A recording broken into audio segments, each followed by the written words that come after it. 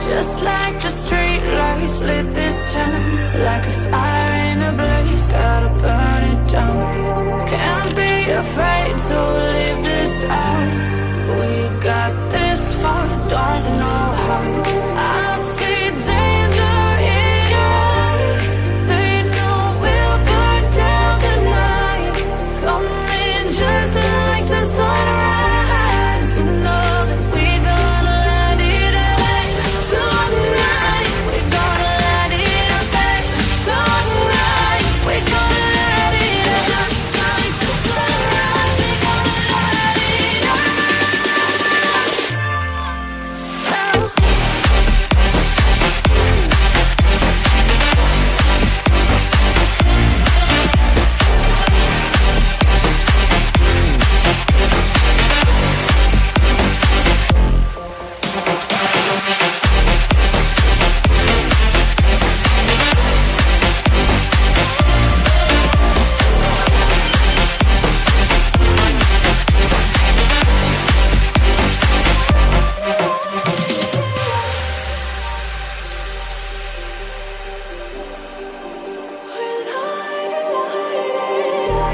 Just like a spark that's breaking out. Can't make a stop, can't turn back now. We know that there's no room for doubt. No, we can't turn back now. I see danger in your eyes. They know we'll burn down the night. Coming just like the sunrise. You know that we gonna let it away. Tonight, we gonna let it away. Tonight, we gonna let it away. Just like the sunrise, we gonna let it away.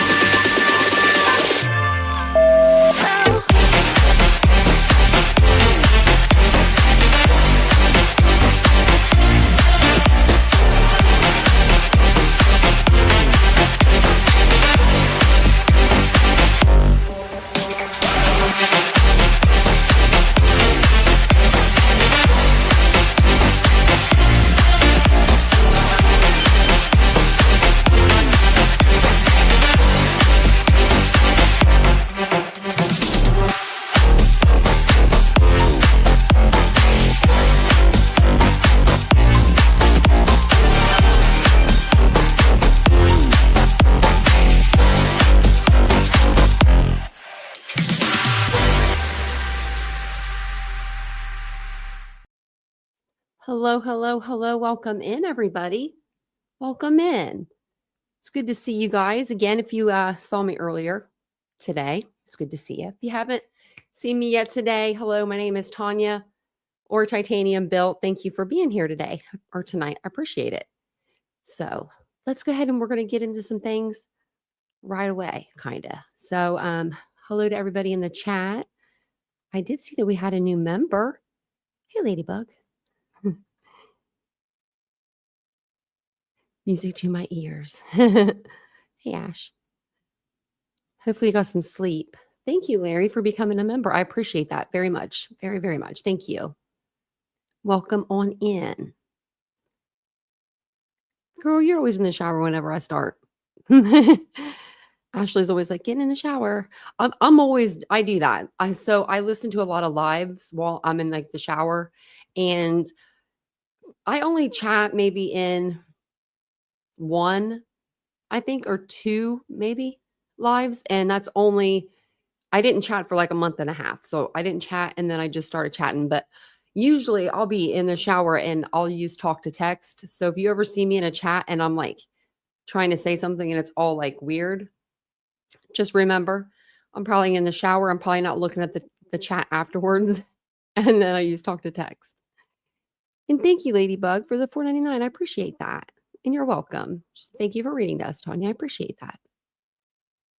20 minutes, that was it, Ashley. Yeah. I can't ever sleep during the day, it seems like. Or actually, I can't sleep. I sleep okay during the night. I can't lie about that. I do sleep okay. Except for when I forget to take my sleeping medicine and then I'm like questioning myself. That night, I didn't get any sleep. But thank you guys for joining me tonight. If you guys don't mind, take a second, hit the like button. We ask you to do it in the beginning of the stream only because it does help push the video out into the algorithm. If you decide that you hate the video after you're done watching, you could be like, hey, and take your thumbs up back, right? You could do that. You can Indian give here. Just hopefully you don't. Hey, Joyce.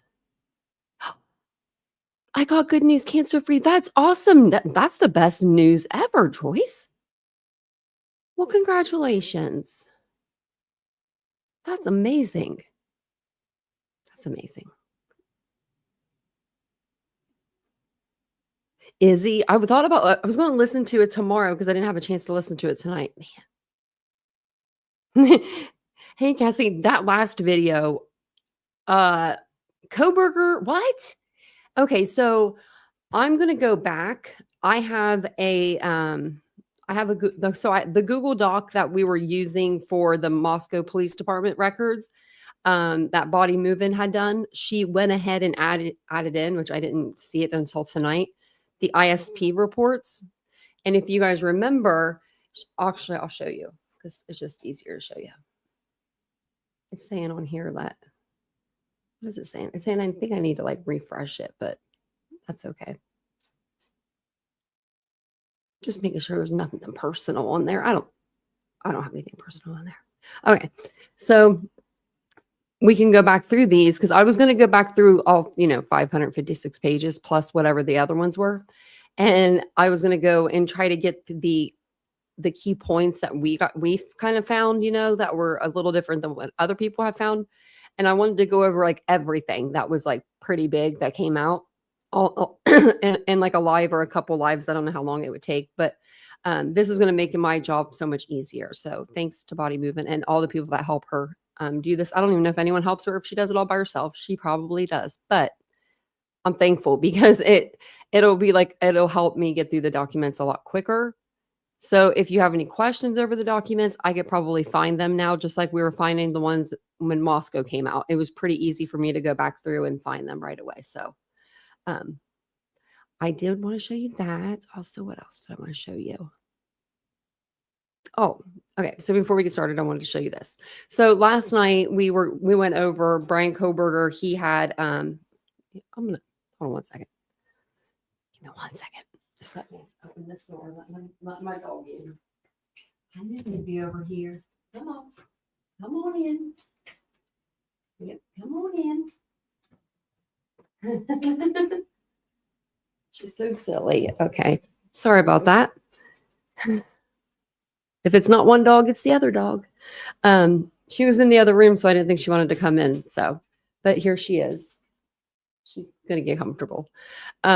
But last night on our live, we went over, Brian Kohberger and the way that he's been treated inside of the maximum security prison in Idaho that he's staying at, which I believe he calls the Ritz-Carlton, if I'm not mistaken. I think that's what he's calling it. I'm not sure. He's asking for extra bedding, asking for, this might have been when he was in the jail, but still, this is what we've been hearing. He was asking for extra bedding every day, extra like outfits to wear, like prison outfits to wear. He wanted a fresh pair every day. I don't know how they accompanied. I don't know what they said to him when he asked that. I probably am assuming they laughed and walked away. That's what I'm assuming, but I don't know for sure. I'm not sure. But then he got even more vulgar. We've been reading through the interviews that the ISP did with students that were in his class or people that he knew from WSU, and they had a lot to say about him. He said he wouldn't date a broken woman. He would never date a woman that was physically or mentally handicapped. He was saying all kinds of things, talking about asking a girl if she would procreate. Would she really procreate if, because she has an illness or a disease? It was a disability. And I'm just like, I couldn't believe it. I couldn't believe it. Hey, Tumbleweed. Thank you for your coverage of the documents. Oh, Kohberger doesn't like his food. He don't like that either. He's not getting all of his food on his trays. And I'm telling you that right now, what they're doing is they're just taking the damn hot dogs off. So they're leaving a spot.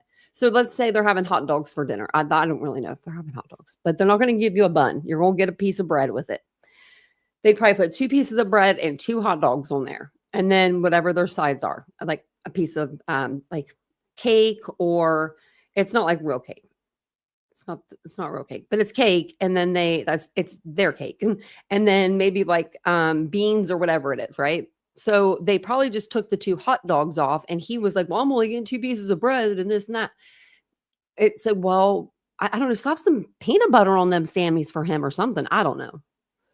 I mean, I don't know. And thank you so much, Tumbleweed. I appreciate that. Thank you guys.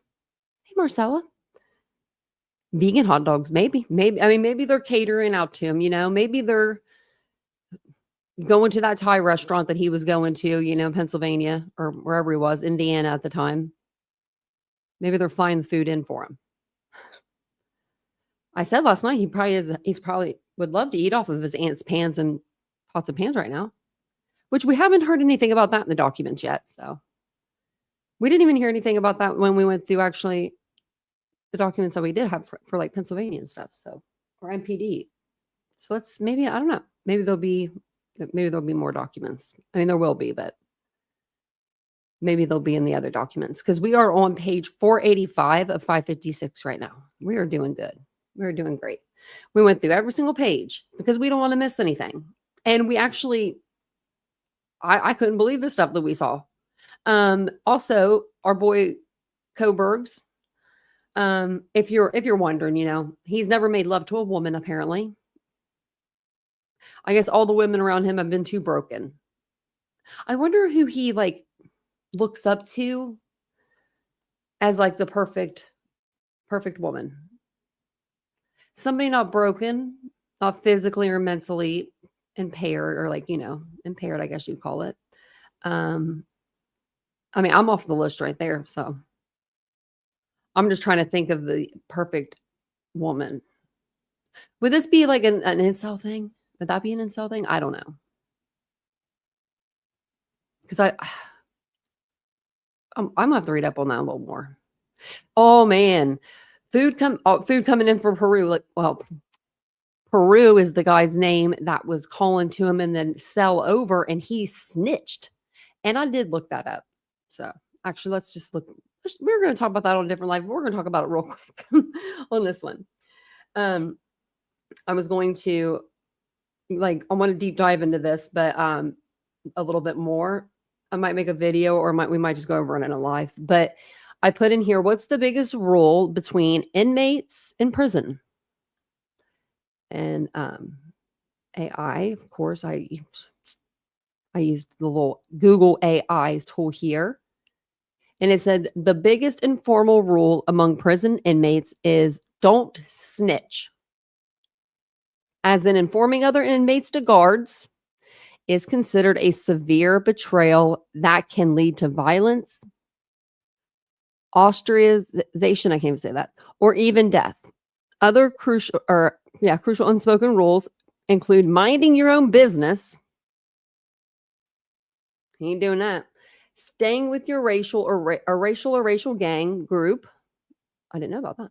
And respecting fellow inmates to avoid conflict and maintain safety. Yeah, Kohberger, you're missing a couple of them, buddy. Oh, I was actually show you this first before we got into that. But so as you guys know, probably if everyone knows this, following this case, Brian was he told the guards that there was other inmates that were saying that they were going to do sexual things to him. And I guess they're talking to the vent through the vents, through the toilets. I don't know how he's hearing it, but he's hearing it. So a couple news organizations got the kites, that's what they're called, the letters that the prisoners sent to the guards, and they got a hold of them and they put them out because they're journalists. That's what they do. And now they're saying the release of Brian Kohberger's our threat to prompt Idaho prison officials to limit access to inmate records. So I guess, I don't know. But it says Idaho prison officials have vowed to limit access to inmate records after releasing a graphic sexual harassment complaint filed by Brian Kohberger, in which the convicted killer begged for a transfer after a fellow inmate threatened to, you can see it. They gonna hurt his butt. So the Idaho Department of Correction recently made available public records associated with complaints filed by Brian Kohberger in response to public records requests submitted by members of the news media and the public. So it says IDOC seeks to clarify that additional scrutiny will be applied to future requests for public records concerning any individual in IDCO custody. Well, I mean, if this is like a public record, you can't really just say people can't have them, right? If they're technically a public record. Oh, this was stuck to my coaster. Oh, it's because I rinsed. Okay, it's because I rinsed it off. But and then we did talk about something earlier today on our live, and it was, and I have the video. We can watch it here in a little bit if you guys want to. But it's a handwriting expert, and apparently, if you write your D's, like, oh, I can't. Can I like highlight this? I don't know. I guess I can't highlight it. I could do this. No, I might be able to. I still can't, but you can see it better. Okay. So if you see the D in discuss right here, this guy was saying, I'm just relaying what I've heard. And he's a handwriting expert. He was saying that if you write your D's like that, where they don't connect, like, they don't connect at the back there, that you're like angry and you could be an incel. And he's like, I'm not saying that people are, but that's what he's pegging for Brian, I guess. We'll have to watch that. I got the full video. I'm trying to see if there's there's other D's on here, but they're all capitalized. There's one right here too, involved, and it's not. So everyone, look at your D's and make sure you're not a crazy psychopath. Just kidding. And thank you guys. Please, if you don't mind, hit the like button. I appreciate it. We'll go ahead and we'll get into the reading of the documents. I just wanted to show you a few things before we started. So let me see. I'm going to exit out a couple things, if you guys don't mind. Okay, leave that down here. Okay. So the first one here is going to be from the Idaho State Police. And it's going to say, beginning on November 19th, the Idaho State Police Detective Gary Tolson and I, Detective Sergeant Van Leuven, interviewed a number of people regarding a tip that come in regarding information from a Moscow citizen. And it has his name, but it's redacted. But his date of birth is in 1969. So he is 53. Oh, it's a woman. I'm sorry. Why is it? Okay. It's a woman. And then another female, 33. More individuals. That doesn't say their birth dates. They're just witnesses. Okay. So we've got more witnesses. So basically what it'll say, it'll be like the Idaho State Police. It'll have like a little summary, and then it'll have the witnesses or who the narrative is kind of going to be about. And then we'll have the narrative. So if you guys are wondering. So beginning on November 19th, 2022, Idaho State Police Detective Gary Tolson and I, Detective Sergeant Van Leuven, interviewed a number of people regarding a tip. Okay.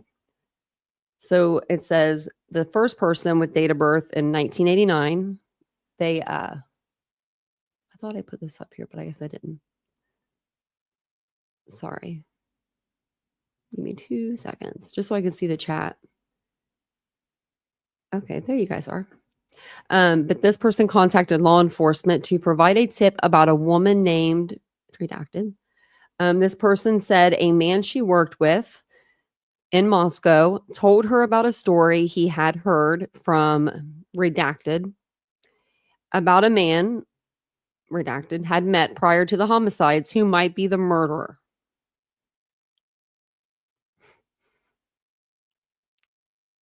I don't know, might be.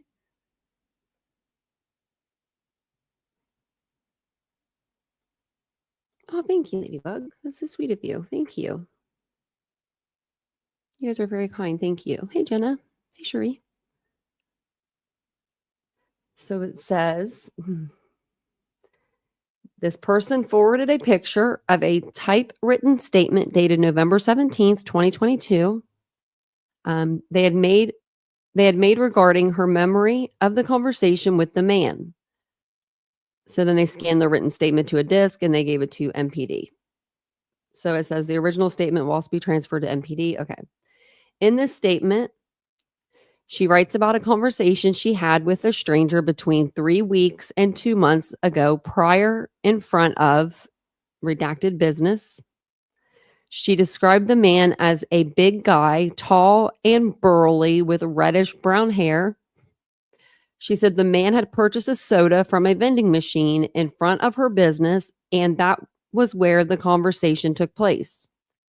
She writes that this man said he was homeless, living out of his van, and had recently been parking in front of the redacted, and police told him he had to park somewhere else. She wrote the man said he had been accused of shoplifting that morning. She wrote that the man talked about a knife he had, how sharp it was, and that she would be surprised how many people it could take out in a short time. Okay, well, yeah, that's a little alarming. She wrote the man then talked about a sorority girl who worked at a restaurant downtown who had snubbed him and that she would regret it. She further wrote, the man said he knew the girl lived on the other side of the university to the south. This person agreed to an interview and came to the Moscow Police Department. They recounted verbally what she wrote in her written statement. She advised she had narrowed down the day she met the stranger as being October 18th, plus or minus a couple of days. In an attempt to identify the person she claimed to have spoken with, we conducted numerous interviews with people associated. And then it's, has their names, but we don't see those. We queried Moscow Police Department records regarding the reported contact the man in his van at the redacted through conversations with the people, as well as Moscow Police Department records. The occupant of the van was identified. He was well known to local law enforcement and was contacted in this case. When shown a photograph, that he said that was not the man she reported talking to in front of her business. We also interviewed several people associated with redacted, including redacted's manager, and none of them were aware of a shoplifting complaint as described by the stranger in the statement. So she had mentioned she had suggested to the stranger that he contact something next to hers in search of a job. We interviewed the owner of that place that she told him to go to, and he said he never met the stranger, but had heard about him from, I guess, that girl. So all of these interviews were recorded as audio. This audio was placed on a disc and then transferred to Moscow. So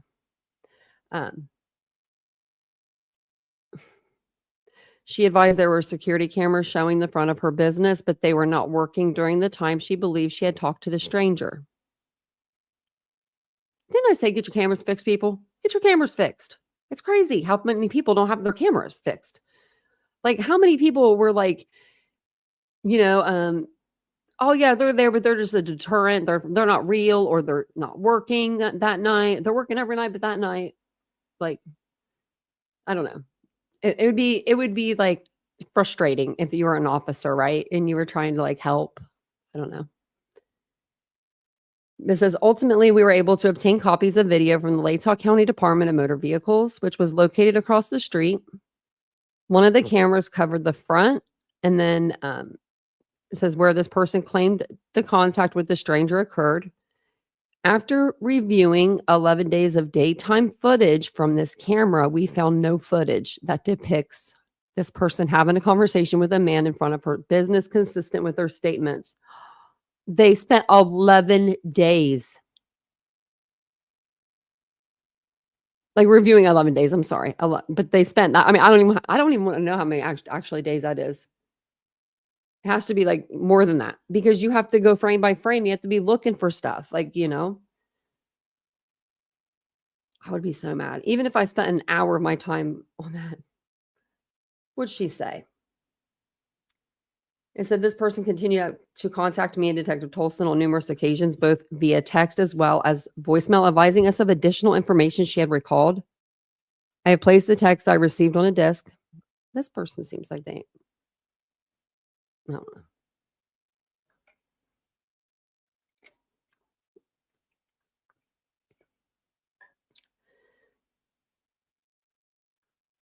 So they, this one here, they're conducting an interview with one of the students that was in the same program as Brian Kohberger. So on March 2nd, they conducted an interview with this person in Pullman, Washington at WSU. And it says, and Brian Kohberger was her, I'm assuming TA during the fall of 2022. So the following was a summary of the interview. So she attended WSU criminal justice class during the fall 2022 semester. BK was, I'm assuming, a TA for that course. She liked the course and met BK the first week. She met with him once in his office to go over her work on a brief. He gave her suggestions and she didn't like the feedback he was giving. BK came off as smart but quiet and off. He seemed kind of smart, not weird, just off. She believes he only showed up to class twice. He didn't really do much. He was kind of a useless TA. He was really interested in the psychology behind crimes. Approximately 20 students attended the class. She had few interactions with him and only a few email exchanges through school. She sent me photographs of her online conversations with him, which I entered into Tiburon e-files. Okay. Sorry. So, it's an officer. I was like, they're showing names again, but it's just an officer. So, witness, officer.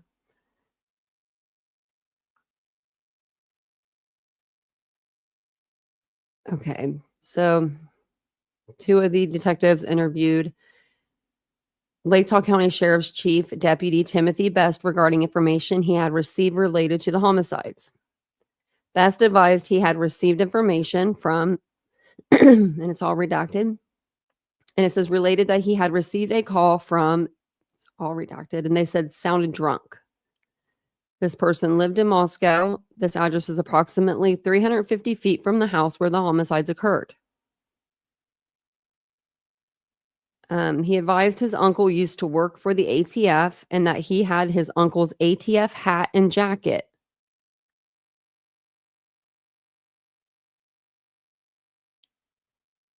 Redacted said he put on this hat and jacket and walked into the crime scene when the bodies were being removed. He said he had walked into the crime scene and observed the blood evidence. He said he spoke to a Moscow police officer and he gives the name, but that it says this person is not a Moscow police officer. He was a recruit but didn't make it off FTO. So Redacted said Redacted wanted to search his house, but said that he would not give him consent and said Redacted would have to talk to his landlord. He said he described the crime scene as shooting a deer inside of an apartment building. That's not what the scene looked like. He further told Redacted that he was outside of his house getting ready for a hunting trip when he heard a car starting up at approximately 3:45 a.m. on the morning of the homicides and saw a car come from the area of the homicide and drive past his house. He had no vehicle description other than it was a car.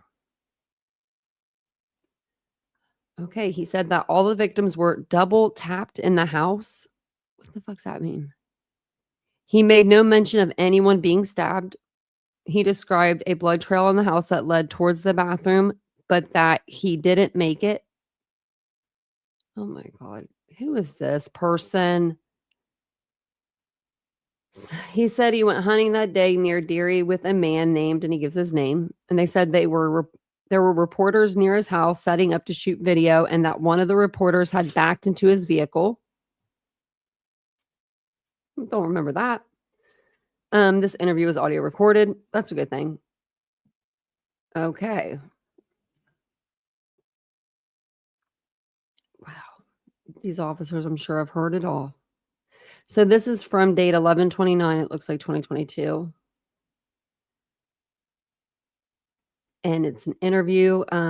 It says it's up for a tip, it looks like, regarding her observation of a suspicious person at the Moscow redacted that occurred prior to the homicides. Maybe, I don't know, Moscow something. This person says that they came in to be interviewed, and she was accompanied by her mom. She's my age. Okay. She described seeing a suspicious white male standing near the self-checkout area in the Moscow redacted, staring at a man and a woman. She thought it might have been the homicide victims, Xana Kernodle and Ethan Chapin. She said the suspicious man was approximately 5'11", not overweight, with brown hair, in his mid-50s, wearing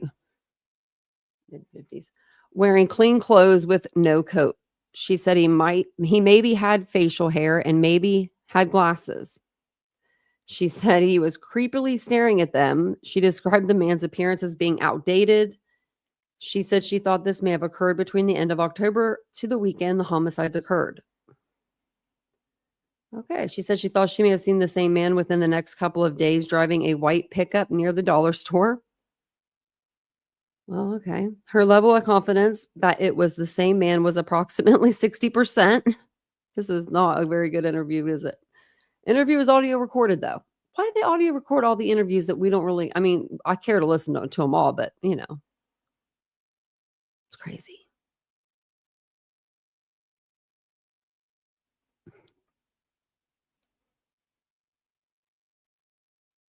I think they would doodlebug. And let me know if you try it. I have leg pain. I don't know. It's my just shin hurts sometimes. So, the Moscow Police Department says this person drew a sketch of the self-checkout area showing where she was standing in relation to the couple and the suspicious man. Okay. Thanks for the drawing. So this one is about, looks like Xana and Maddie. This is November 30th. They interviewed someone at the sorority house in Moscow. Homicide victims Maddie Mogan and Xana Kernodle were both members of the sorority. The purpose of this interview with Redacted was for her to go through the member roster and identify other members that were particularly close with Mogan and Kernodle for the purposes of conducting subsequent victimology interviews. We asked for former roommates, fellow pledge class members, big and little sisters, etc. We had been provided a member roster list from the university. She had printed a new roster list from the sorority and gave it to us. So, okay. Good to know. This is for Kaylee and Maddie. Witness 140. And it's a female, and then witness 2 is a male 52.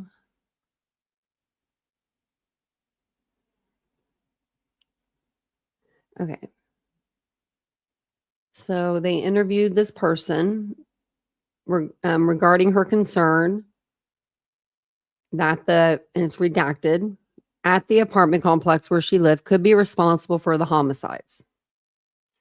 Okay. So she advised, this person told her he knew the victims, Kaylee and Maddie. He said that his wife worked as and it's redacted, And she said she saw that Redacted had a bandage on his right hand and told her he cut it during a woodworking accident. So this interview was audio recorded. So on December 2nd, 2022, Detective Elderson and I contacted Redacted at his office at the apartment complex. Despite being considered a person of interest in a homicide investigation, this person was cooperative and friendly throughout our interview.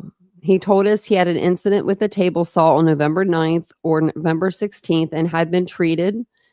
It looks like at maybe a hospital urgent care in Moscow. His wife later called and confirmed the date was November 16th. He said he would sign a release of medical records if we wanted.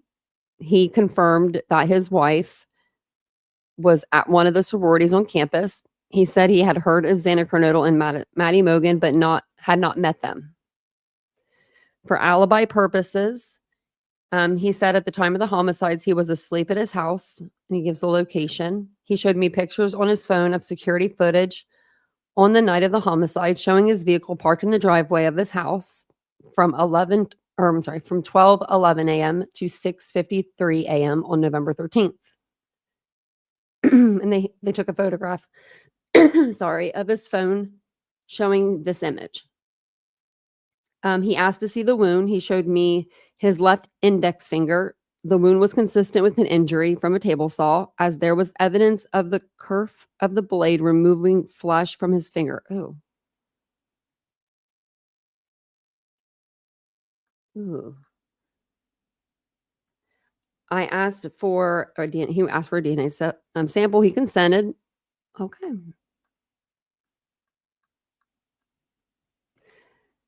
So this is a telephone interview regarding sorority members, I believe, that were close with Kaylee and Xana, maybe, and Maddie and Ethan. They're all listed.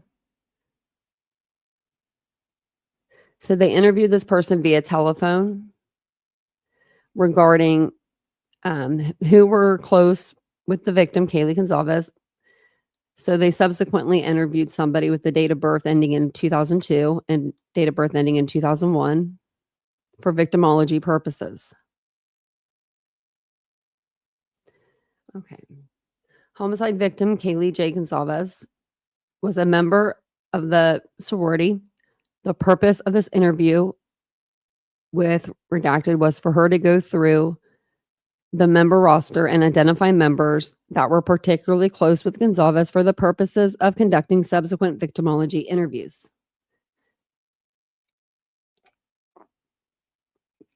Sorry. We asked for former roommates, fellow pledge class members, big and little sisters, etc. We had been provided a member roster list from the university. Okay, we just kind of read that. So then they interviewed somebody on 12/6/2022, and it says at the Moscow Police Department for victimology purposes. This person was a former roommate as well as fellow pledge class member with Gonzalez. This person had known the victims Xana, Ethan, and Maddie. On December 7th, FBI agent Mark Zaski, I cannot say his name. They interviewed someone with the date of birth 2001 at the Idaho State Police District 1 office in Coeur d'Alene for victimology purposes related to her relationship with Gonzalez. This person was a former roommate as well as a fellow pledge class member. She also knows Xana Kernodle and Madison Mogan. The next one is going to be a lot of redaction, it looks like, but they interviewed the fraternity chapter, people that were close with Ethan. So I'm assuming Ethan's fraternity chapter. And they have, 1, 2, 3, 4, 5, 6, 7, 8, 9.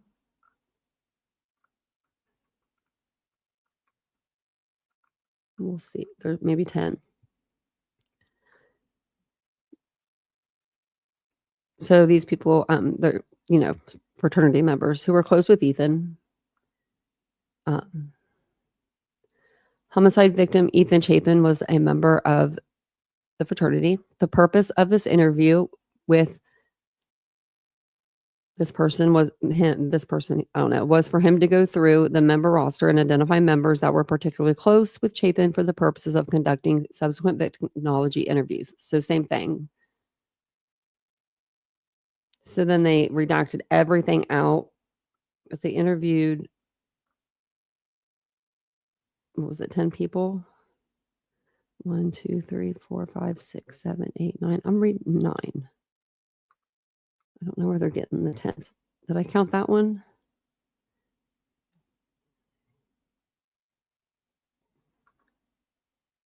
Yeah, okay. So they're all placed into, Moscow Police Department, and they were placed on a disc, the recordings were, and then they were transferred to the police department.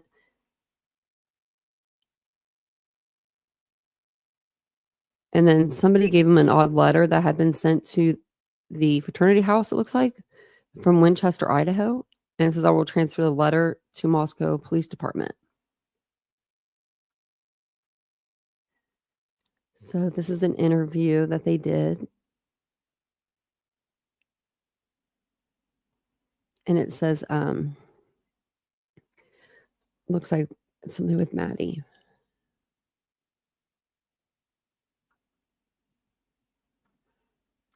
Okay.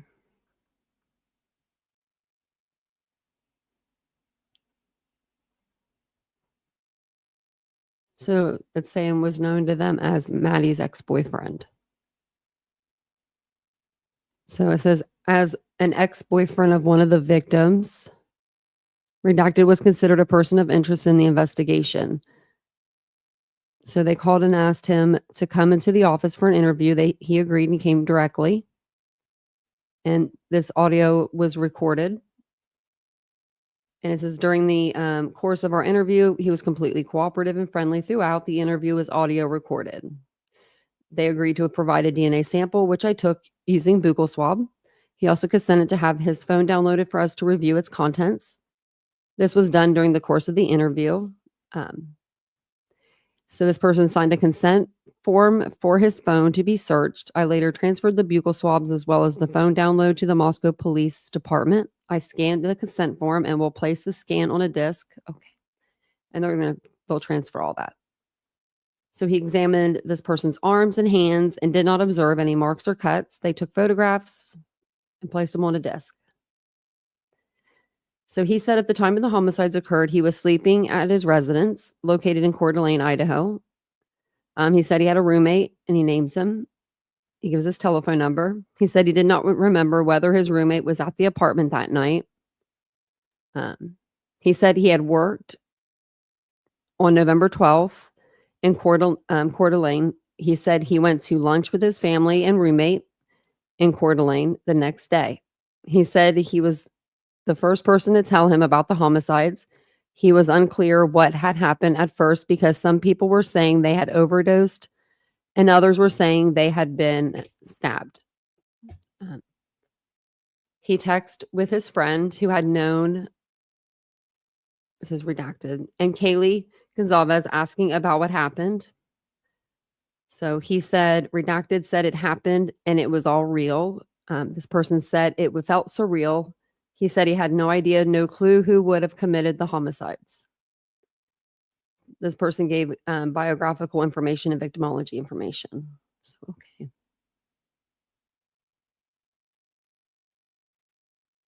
So here, they contacted hospitals and medical clinics that provided service for Moscow and the surrounding areas to inquire about any patients treated for knife wounds in the days following the homicides. So they didn't begin this till December 6th. I don't know why they didn't do this before. I mean, that's a little, far out, but okay. The Idaho State Police detective contacted hospitals and medical clinics that provide service for Moscow, Idaho, and the surrounding areas to inquire about any patients treated for knife wounds in the days following the homicides. Let's see.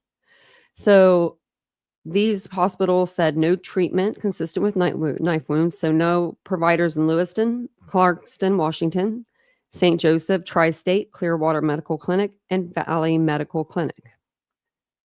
They contacted Coeur d'Alene Kootenai Health, Prairie Clinic, and Northwest Family Medicine. So then Kootenai, I know I say that wrong. Kootenai County, I don't know. I forget. One of you guys told me how to say it, and I forget how to say it now. But anyway, Health responded with a list of patients treated for possible knife wounds. I placed this list on a desk and will transfer it to Moscow. I contacted the following providers in Spokane, Washington.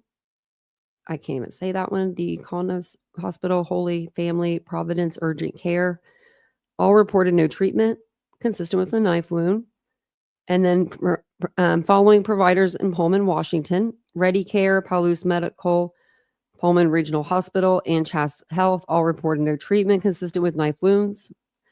I found it odd that Kootenai Health provided a list of 77 patients treated for sharp object laceration and puncture wounds, while all the other providers advised treating no wounds consistent with what we're looking for. Dang. Would they all go to the same hospital?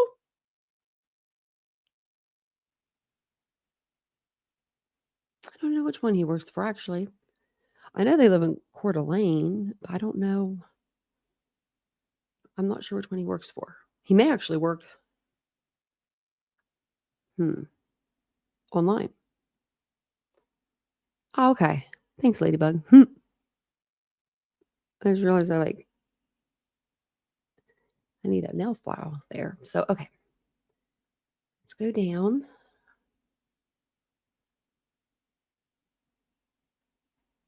So they interviewed somebody regarding his presence in Moscow on the weekend of the homicides. Okay. And as well as relation to some of the victims. So we've got the 3 girls listed and one witness, male, 22. We have more witnesses. Maybe not. Okay. So Sergeant Michael Van Leeuwen first called this person with the date of birth ending in 2000 on December 4th. He said he was in Dallas, Texas, and would be back in Coeur d'Alene the following Tuesday when he would come in for an interview. He called back on 12/6 and agreed to come in the following day for an interview. On December 7th, 2022, FBI agent I can't say his name. And actually, let me see if it'll let me highlight it. Let's see how you say it. Zahaskusi. I won't remember that. And I interviewed this person regarding his presence in Moscow on the weekend of the homicides, as well as his relationships with some of the victims. This was both an elimination interview as well as a victimology interview. This person was completely cooperative and friendly throughout this process. They consented to a DNA sample. They also consented to the download of the phone. His name had come through the tip line as tip, 5594. The information in this tip alleged that this person resides in Coeur d'Alene and frequently visit Moscow, where he stays in a travel trailer. The tip further alleges that this person was acquainted with victims Kaylee J. Gonzalez and Madison M. Mogan, and had pressured them to join him at this trailer on the night before the murders, but they refused. The tip further alleges University of Idaho student, it's redacted, had refused this person's advances over Labor Day weekend, and that redacted became violent and threw a vape at her. Don't be throwing them vapes nowadays. They're expensive. So he said he lives in Coeur d'Alene and works at it's all redacted. But he said that he had traveled to Moscow on November 12th, 13th weekend. He said he had traveled to Moscow for the purpose of attending the University of Idaho football game in which his friends played for the Vandals. He advised he traveled to the game with his parents or someone's parents who pulled their travel trailer for the game. He said he knew Gonzalez, Mogan, and Xana Kernodle. And it says he said that he and Gonzalez and Mogan all attended, I'm assuming, high school together, and Kernodle had attended school in Post Falls. He related that he had several friends that were students at the University of Idaho. He said he had talked to Gonzalez, but they had never dated. He said Gonzalez and Mogan mostly stuck to their own friend group. He said he had Snapchatted Mogan to see if They wanted to hang out. Mogan said they were going to the Greek party. He said he and his friends could not go because they were not Greek. He said he and his friends lived in somewhere in Moscow, and after that after the game, he had hung out at the guy's travel trailer. Oops. I didn't mean to do that. Where were we at? Did I go up or down? Oh shoot. Where was I? I'm like, okay, right here. For a while, and had gone to Redacted's apartment. He said he ended up going to an off-campus party at a house northeast of the something apartments. I don't know, Queen Road maybe apartments. That he referred to as a golf party because the University of Idaho golf players live there. He said most of the people that were at this party were student athletes from the University of Idaho.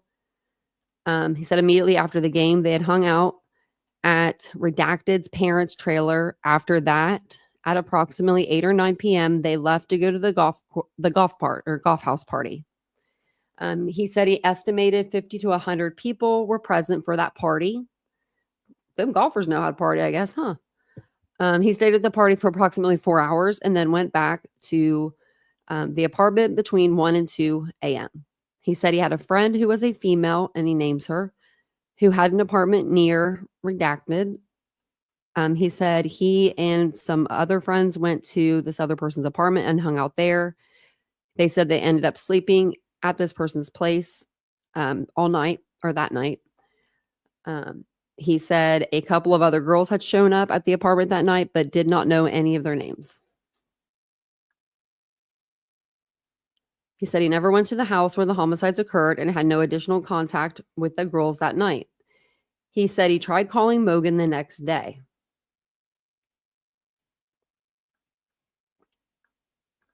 And that was the end of the interview. So then we've got something with Xana. And earlier today, if you missed the live, another thing that was in there was like the interview with Xana's mom. Like they had an interview with her and stuff. You can kind of read between the lines on who's kind of the interview. Some of them I could guess, but like these ones tonight are kind of harder. So it says here that they interviewed this person that's last date of birth year of 2001. When I read these date of births, I'm just like, I was almost graduating high school then. So this person consented to give in a DNA sample. Okay. They had traveled with friends to Moscow for the football game on November 12th, 13th weekend. He said he knew victim Xana Kernodle from, I'm not sure, but had no contact with her for a year or two. He said that he didn't know any of the other victims and had never been to the house where the homicides occurred. Okay. My dog is back here snoring. Like, I mean, I don't know if y'all can hear her.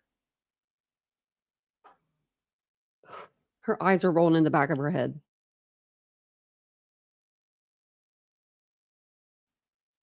Yeah.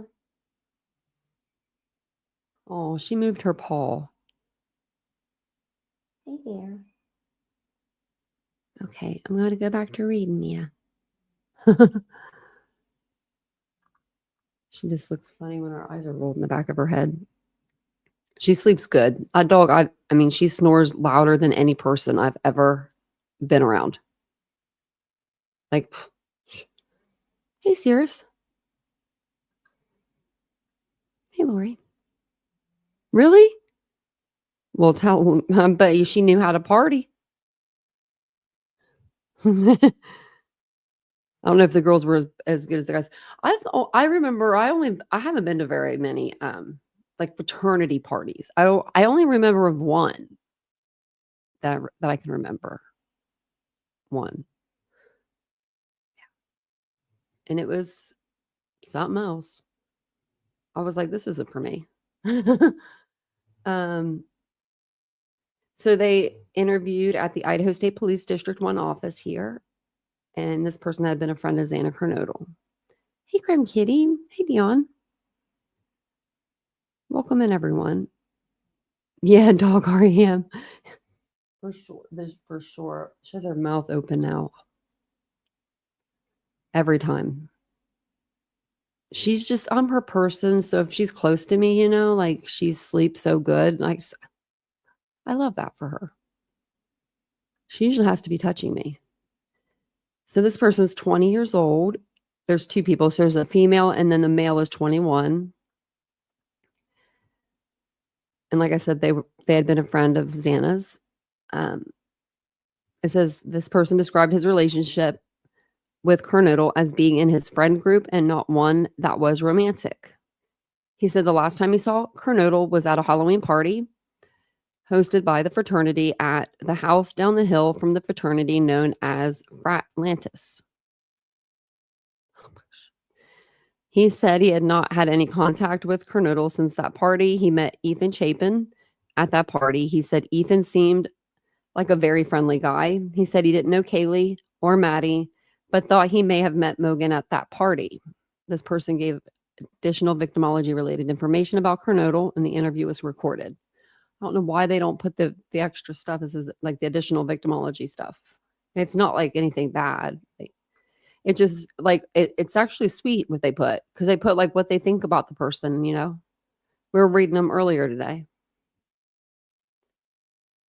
So the next one is they wanted to have it looks like it says, I'm just going to read it. So November 13th, 2022, at about 12:22 p.m., the Moscow Police Department requested Idaho State Police District 2 investigations to assist with multiple homicides at 1122 King Road, Moscow, Latah County, Idaho. The victims were identified as Kaylee Gonzalez, Madison Mogan, Xana Kernodle, known as Kernodle, and Ethan Chapin, will be known as Chapin. ISP Detective Jeffrey R. Talbot was assigned as the lead crime scene investigator on January 27th, 2023, at the request of the Defense Counsel, Coonammy County Chief Public Defender, and Taylor Matt Nodell, and I don't know who that is, collected multiple items from the residence. I was present during his collection. What'd they take? On February 6, 2023, I completed a final walkthrough video of the residence. So this is for Brian Kohberger.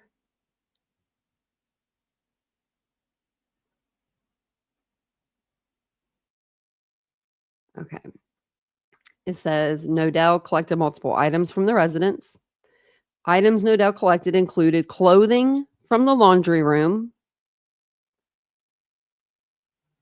Okay, so, maybe for court. Swabs of various stains from throughout the residence. Wall sections and flooring. Oh, this is at the first house. What? Okay, this is at 1122. I was not even thinking. Okay, I should have read that part. Okay, I'm so sorry. So this is 1122 King Road. I was thinking whenever they went into his apartment. That kind of took me back for a minute. I'm so sorry. Okay. So he took, I don't know. Okay. This is what they took from the house. Clothing from the laundry room. That's why I was like, laundry room? He doesn't have really a laundry room. Why is Doodlebug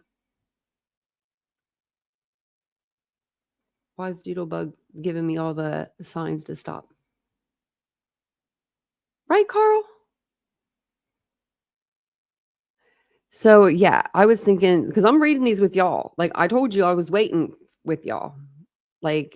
And I stuck true to my word. I haven't watched anything or done, and I've been keeping my eyes closed. So, I'm curious. Okay, swabs from various stains from throughout the residence. I could see that. Why didn't she test those? Wall sections and flooring from Kernodle and Mogan's rooms containing various stains.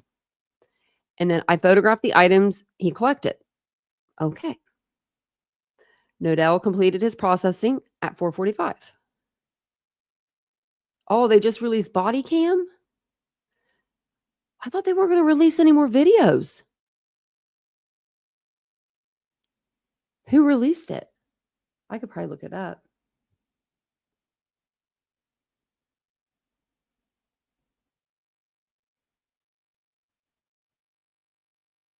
It's not coming up for me yet. This is all like older stuff. Is it on like a... like X, Law and Crime, they have it. Dang, they'd be fast. Why are they so fast for? Okay. Okay, this is going to be sad. I have a feeling, but yeah. I'm going to change the title so if people come in, they know what we're watching. But I'm going to pause it here and there too for commentary use. But it looks like right after, like this is the morning of the homicide. So that's what I'm assuming. Yeah, 11:13. This is at 12:09 p.m. on 11/13/2022. Pretty much they were in the meeting room. I heard the dancing and laughing. Okay, they went upstairs and she screamed because someone was in the room and she ran downstairs. And I kept calling her name and she I think that's Dylan, right? wouldn't answer. And I saw the guy. I actually locked the door and I ran downstairs. But we don't know what's going on. Just come here. There's two. Looks like fatalities. I heard her scream and she ran downstairs because she saw someone. That's what I'm pretty sure she said. Someone's here, and she screamed and just ran downstairs. And I called for her name, but I jumped up and locked my door because I was so scared.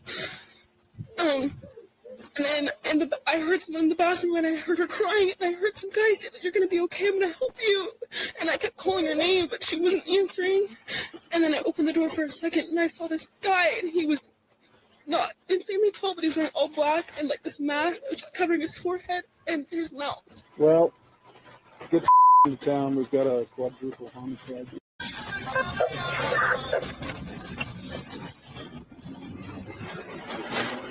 I'm trying to contact the phone with 22 King at 10 hours of the gate. 3170, what was the second unit going through? 40. Multiple RPs on the phone tonight saying that rooming on the team is passed out, not waking up. So if they got drunk on the street, the state's going to take it about them and helping in the room with them. Trying to get through that.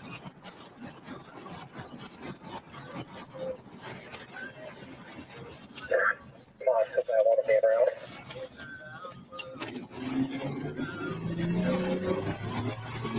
I copy that 20-year-old unconscious, trying to get further.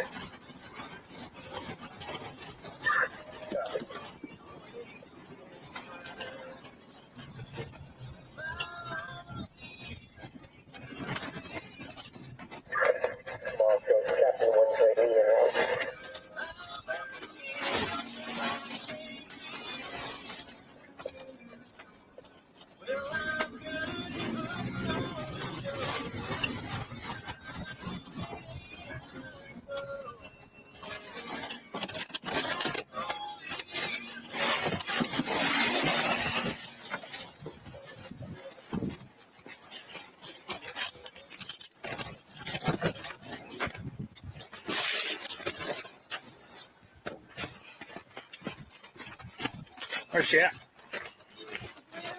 Yep. Where's she at? Where's she at? Yes. Where at? Up here? Up here. You got it all from them. That's normal. And I just came checking here and you can write this down. And I checked this. Just want to warn you, they're going to show, if DM's in here, they're going to show probably bodies. I know she doesn't want to see it. So I just want to warn everybody. They're probably going to show something. So maybe not. Maybe long crime. Okay. They're blurring it. 13. Okay. Okay, do it. I don't know if they're still in here or not. I grabbed the knife. 1370.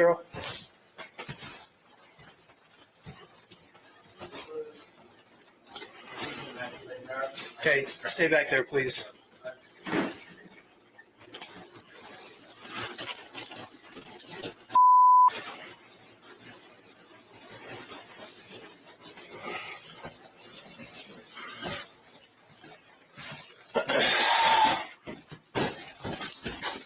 Slow down. Just come here. There's two. Looks like fatalities. Oh my God. Is that the 22-year-old?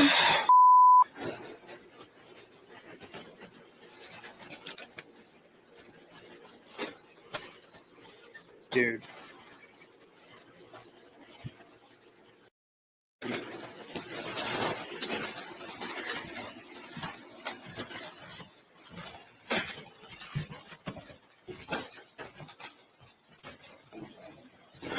All right.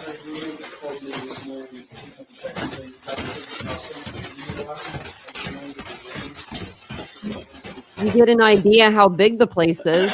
Okay. Nobody's allowed to leave for now. Okay. Just stay here for me, please.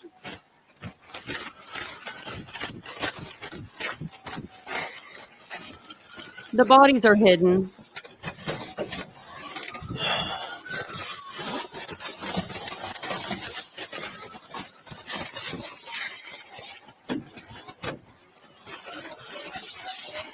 You know the. Okay. Here. Can you guys go over to the dumpster for me, please?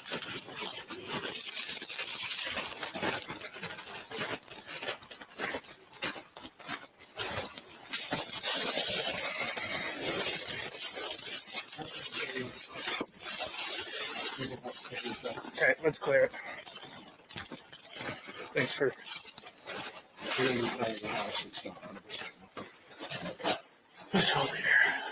We've never been this close inside this house before. Just want to point that out. Like this is insanity to me.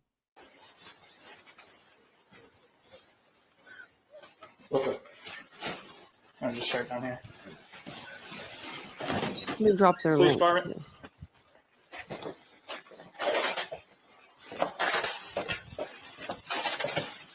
Police department.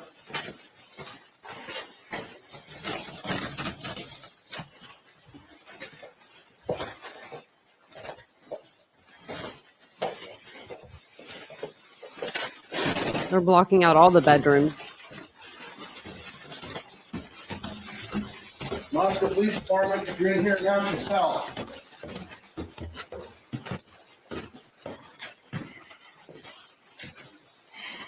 Moscow Police Department.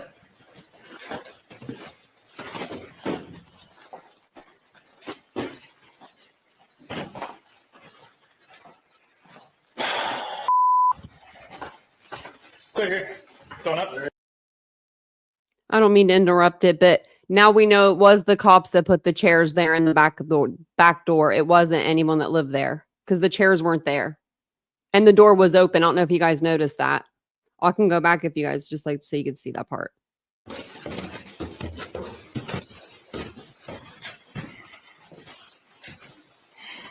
Moscow Police Department.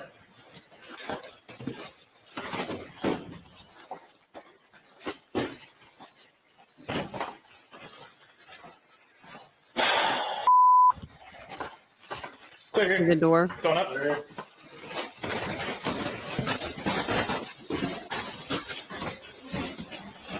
Police department. We're on third floor, coming up.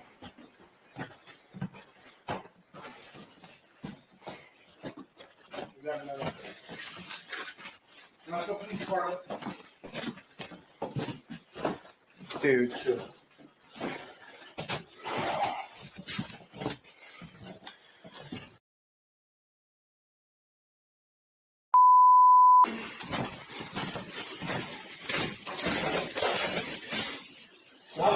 We're clear. Let me just secure the outside first. So. Go to the front door. There's a back entry. I was going to start taping it all off. Brian's taking the outside off. Okay. Where's the? Two right here.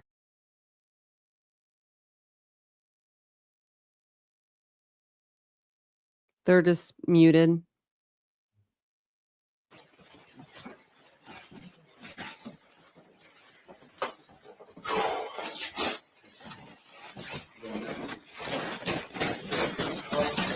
House was cleared off.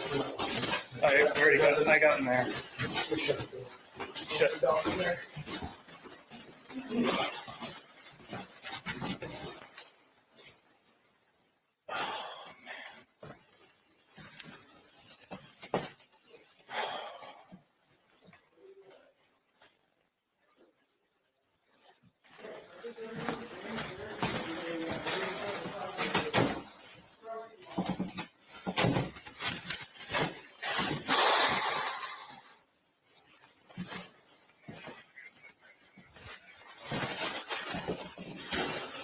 It's like they haven't noticed the dog yet.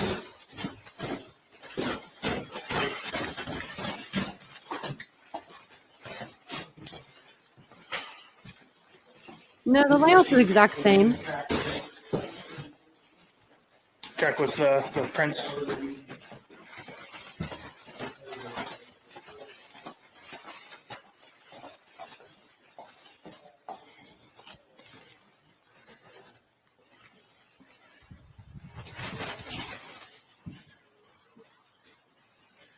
There's that stupid trash.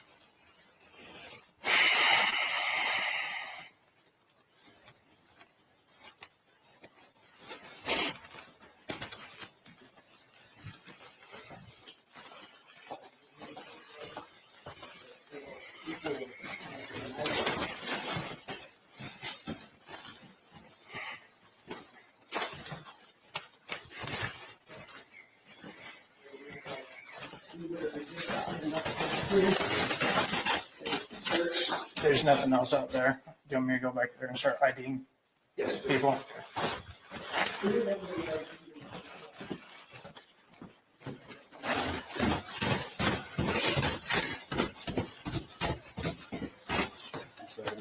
Okay, I'm going to start IDing all of them.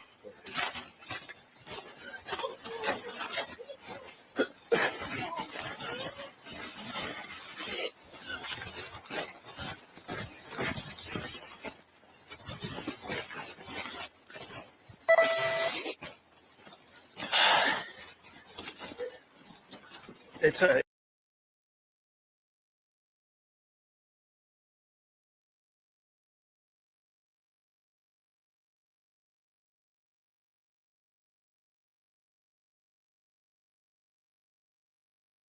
Those guys are going to turn and walk away here in a minute, probably. Like, okay, you don't need us? Nope. Are you sure you don't need us? Nope. I know. And it was so cold out. I bet they couldn't even feel a thing, though. They were sitting on the ground at one point. Oh, thank you. No, you're good. Hang in there, brother. Okay. Me too, Lori.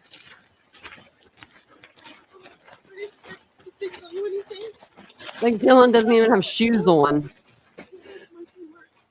Bethany's in shorts, it looks like, if that's her. Maybe not. Maybe that's Hunter and his girlfriend. But yeah, like, she's not even wearing shoes. She just ran out of the house, right? They were in the main room. I heard the dancing and laughing. Kaylee went upstairs and she screamed because someone's in the room. She ran downstairs. And I kept calling her name and she wouldn't answer. And then I saw the guy. I just locked the door and I ran downstairs. But we don't know what's going on. Can you come here with me, please?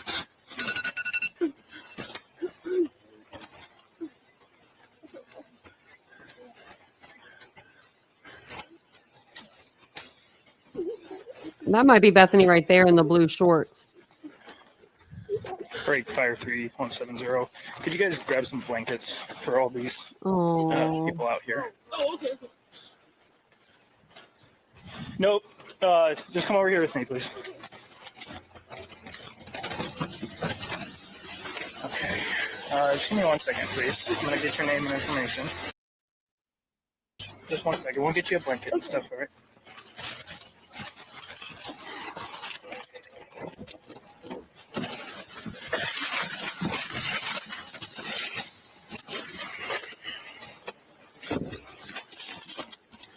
Thanks, guys. Yeah, that'd be good for now, and then maybe the big white blankets whenever you move on. Actually, you guys probably just hang on to these whenever. Does that ambulance on its way? No, yes, it does. Okay. Who would like a blanket right now? It's temporary. Would anybody like one for your feet to stand on? Okay. I'll let you. Thanks, man.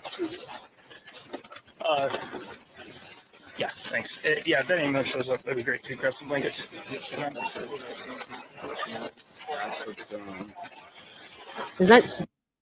that's Kaylee's boyfriend, right? Yeah, 1 second, man. Let me just grab all your guys' info.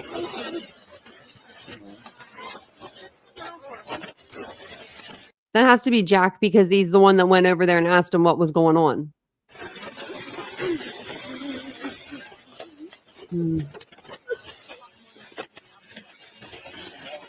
They're warmer. Okay. Yeah, I know that's she's Dylan. barefoot, Yeah. So I was hoping to get something for her, but thank you very much. Thanks, boss. Micro, that would have been a perfect idea. Use that ambulance as a little spot to put these people in, so they're warm. He's standing on a blanket, for goodness sake.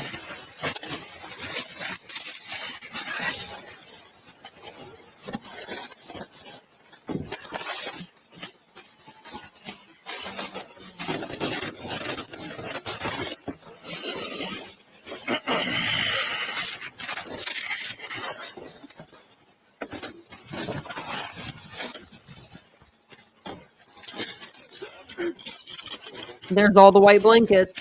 I don't know if I have that picture still.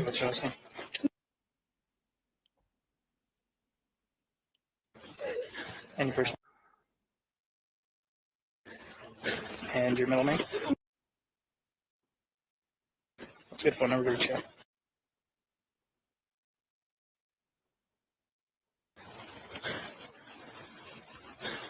Okay. And is this your address? Yes. What's that address? 1122 King Road.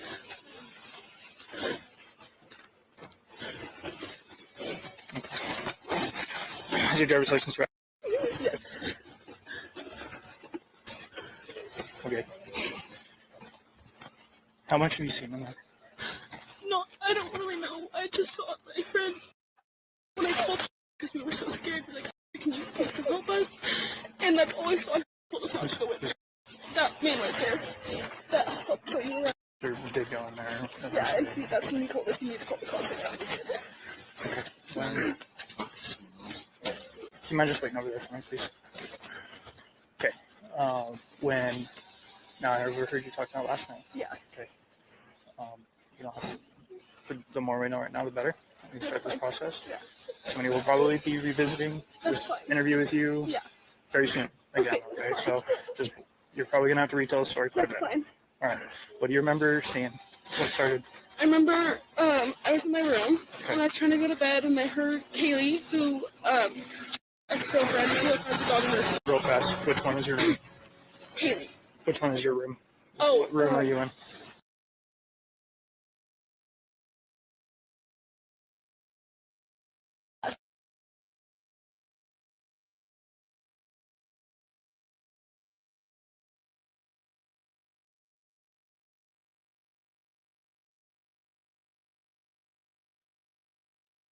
Maybe they're redacting her whole story. I thought they were just going to redact her placement of her bedroom. You were in that room?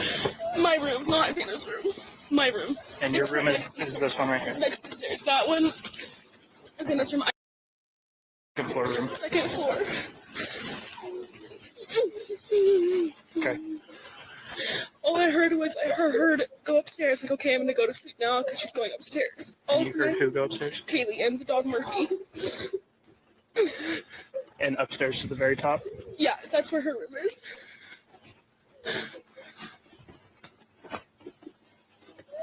Okay. And then all of a sudden I heard her walking up. I heard her scream, and she ran downstairs because she saw someone. That's what I'm pretty sure she said. Someone's here, and she screamed and just ran downstairs. And I called for her name, but I jumped up and locked my door because I was so scared. And then I heard someone in the bathroom, and I heard her crying, and I heard some guy say that you're going to be okay, I'm going to help you. And I kept calling her name, but she wasn't answering. And then I opened the door for a second, and I saw this guy, and he was not insanely tall, but he was wearing all black and like this mask, which is covering his forehead and his mouth. And I locked the door, and I called, and I didn't know what to do. This was at 4 a.m., yes. Okay. And so then I just ran down to You left here? Yeah, I left my room down to room. She's that one with the white blinds at the very bottom. Okay. I ran down there and we talked, and we just locked the door.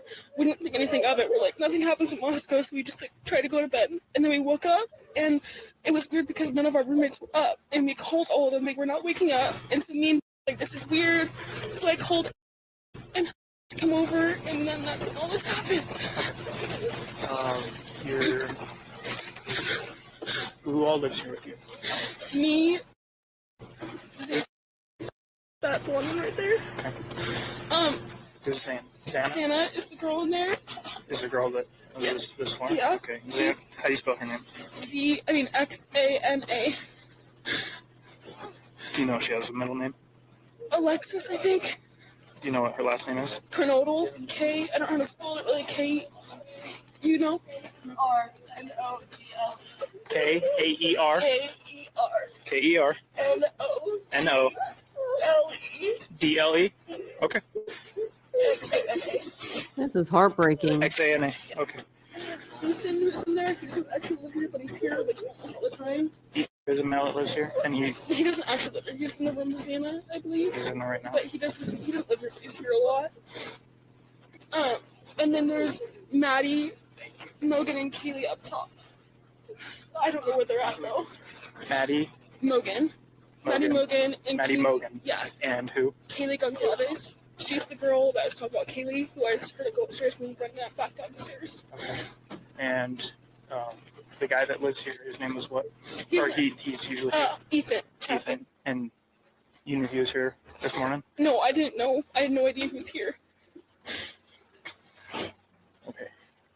All right. Describe the guy that you saw. I don't think he was a little bit taller than me. And I couldn't really see much of him, but I'm almost positive he was wearing a full black outfit. And he had this mask that was just over his forehead and over his mouth, and he didn't say anything to me, like, at all. I just shut the door and locked it, because I didn't know what to do. And I think he went out, like, the side door, the sliding door in the kitchen that goes out to the backyard. Okay. And then I didn't know anything else, so I called, and I was like, I just need to come downstairs and find you, because I don't know where anyone else is. And I called Maddie, I called Dana, I called Kaylee, no one would answer. Okay. All right. For Xana, do you know how old she is? She's 20. Is she in our sorority house? Yeah, not anymore. Okay. She's a student at UVI? Yes. Do you have any contact information for her parents? No, It's okay. Well, Okay. we can get that eventually. Her dad's name. And then Ethan. E-T-H-A-N. And Chapin, C-H-A-P-I-N. Hey, real fast. She's saying this morning around 4, there's a guy, black mask, was in there. She didn't recognize him. When she heard girls screaming upstairs, she got scared, locked herself in the room, and then the screaming all stopped. She's pretty sure that this masked person went out that back. Okay. And right now I'm getting all the information. She knows the other 2 girls are up there. I haven't told her who's deceased or anything like that. They have 4 people that are unaccounted for right now. Which, Okay. Whose dog? whose dog? Who owns a dog? Kaylee. The one in the truck. Okay.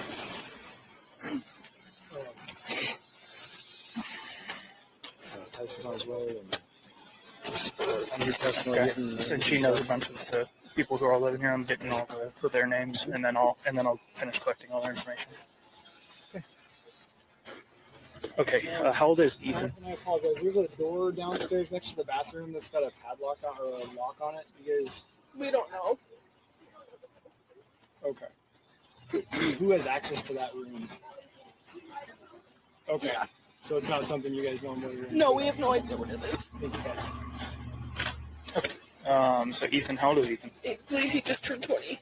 20. And it's Chapin, C-H-A-P-I-N? Yes, I believe. Okay. Do you happen to know either of their date of birth? No, I know knows Xana's date of birth. Okay. No worries. And Ethan's also a UVI student? Yes, he is. And you don't see him here right now? You see, but pretty sure he was in that room. I think so. I think it's what told me. I don't know for sure. All right. And then the 2 additional roommates that aren't here right now, They're not. that aren't here with you, Yeah. what are their names? Maddie Mogan, M-A-D-D-I-E-M-O-G-E-N.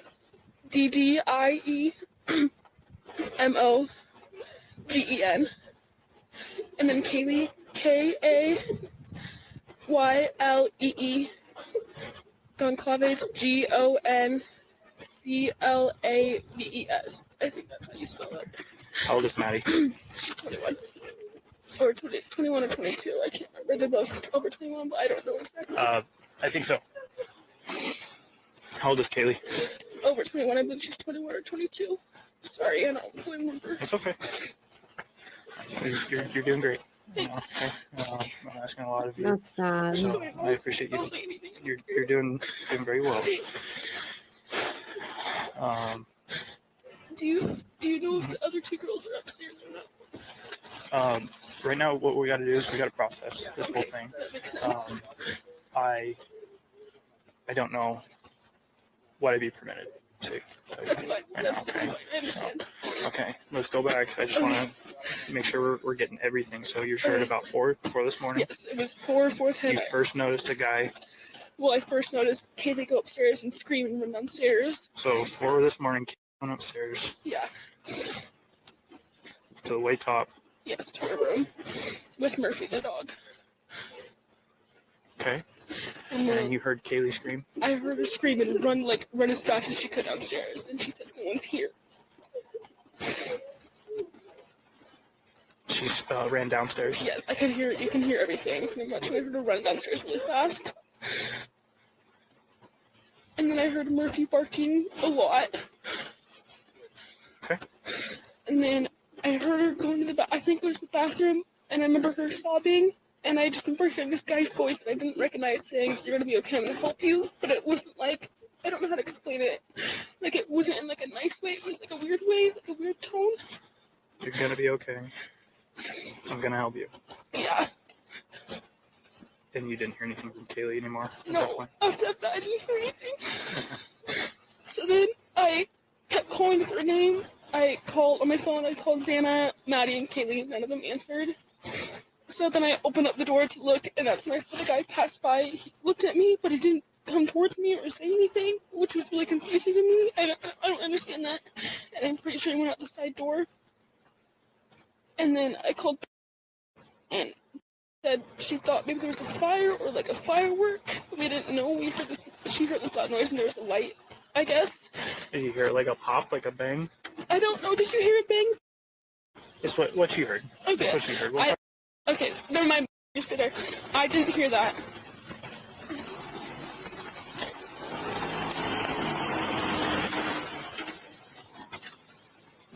Hey, where are you going right now? I'm just going to pick up my phone. Okay. Where's your friend live? To the left, please. Yeah, I can roll.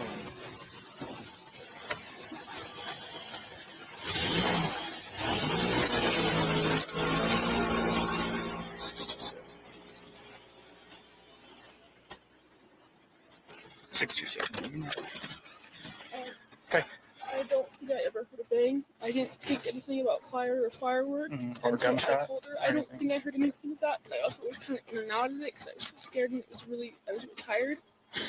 And that's when I called and I told her, I need to come to your room because she was the only one that was answering me. So I just ran down there, and for a second I stopped and I saw Xana passed out, and I thought maybe she was just like sleeping or something. I didn't think anything because I was so out of it.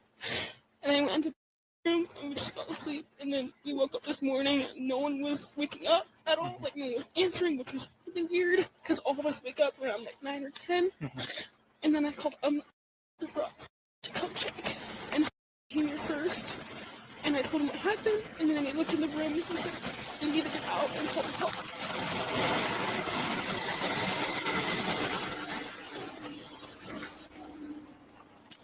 Okay. The guy that you saw, I know it was dark, right? Or were there lights on in the house? I think there were lights on in the house, I believe. Okay. I don't really know what he looked like because he had a mask, but he wasn't like super tall. How tall are you? I'm 5'10". I think it was maybe my height an inch or two higher or lower. I can't really remember. So about 6 foot. I think so. Around there. Okay. How was he built? Fat, skinny, stocky? More like skinny, but like basketball player kind of skinny. Like not too skinny, but like almost fit skinny in a way. That's what I think. I don't know for sure. And then the voice, he said, when he said those words, you didn't recognize that voice before. I didn't recognize him or his voice. I mean, I also couldn't see him, but I didn't recognize that voice at all. It didn't even cross my mind if that could be. Did you guys have a party last night too? Or? Not tonight, but there was and we had like a formal thing beforehand. That was 2 days ago. Okay. Is there anything that popped out about that event that was concerning? No, I mean, I went to because Ethan, he is with somebody named Sienna, and who are dating, and Sienna went there. I was there for a little bit, and then I went to my friend's house down the street, and then I came back home with my friend. Everything was fine, nothing weird at all, nothing suspicious until 4 a.m. Okay.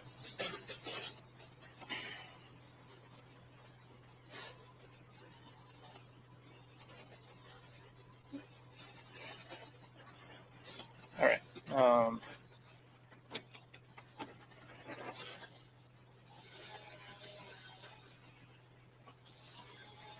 I don't think I have any more questions for you right now.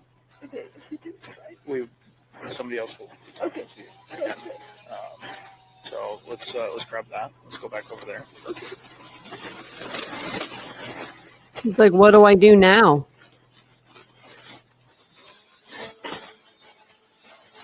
All right. Who else lives here?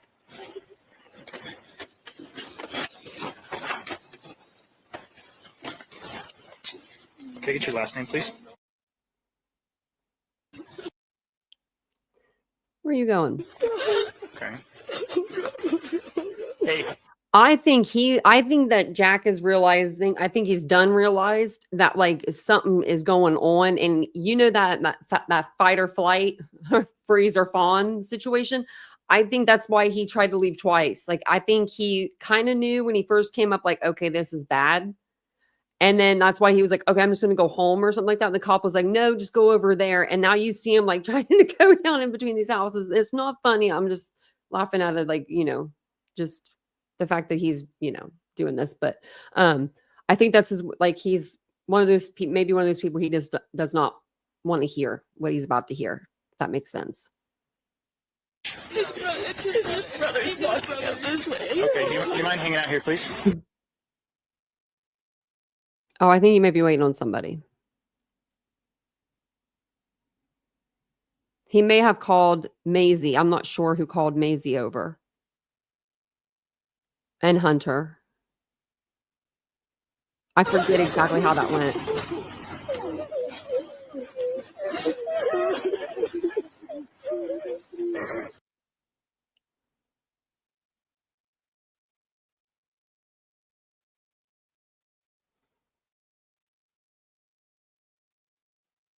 I can't tell.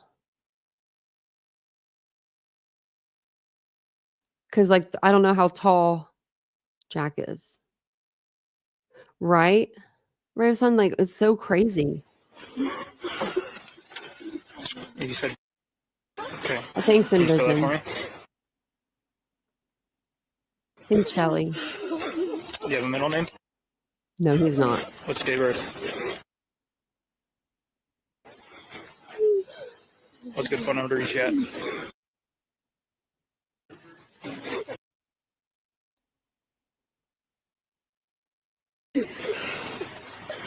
And then is your driver's license through what state? What state is your driver's license through? Do you have a room that's assigned to you here? When you go in? No one else says it.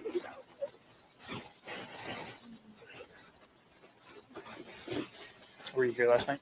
Okay. Is it okay if you walk over to my car with me and we can talk over there?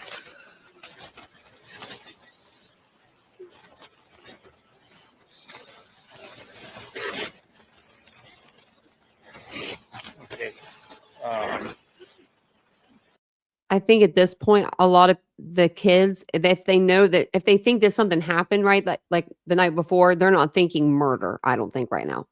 I think, like, even Dylan, I still don't even think that. I think that they probably were like, is this like an OD or like alcohol related or, you know, I mean, like, I don't think that they were really thinking that someone came in there and did what they did. I'll tell you the same thing I told her. Is you guys are probably going to be talking to a lot of people, retelling the same story. So, Am I still allowed to go home soon? we can't hold you forever. Okay. So we'll cross that bridge when gets there, and the detectives will work with you guys to get a hold of you however we best can. Okay. So you were here last night. What time frame were you here through now? Were you here the whole time? Yeah, pretty much. Okay. What time did you get here last night? Can I check? Yeah. While you do that, I'll turn off my lights here. I'll be right back.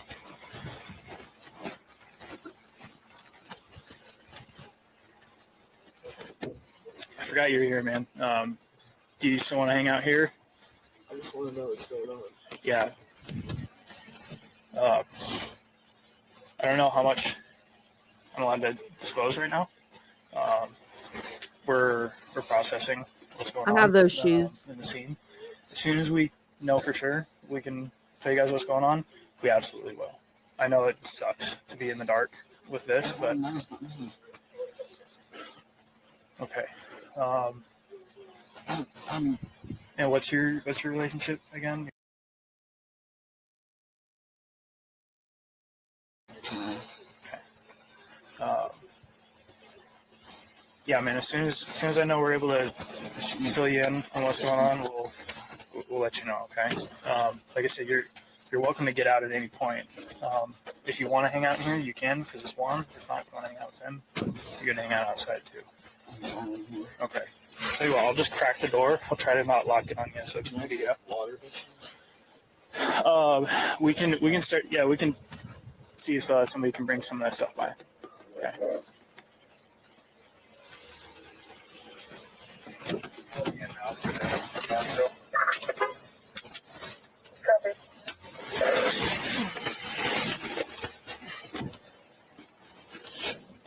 Okay, sorry about that. All right, so what time were you here last night? Like 1:24 or something in the morning. Today? Yeah. 1:24 you got here?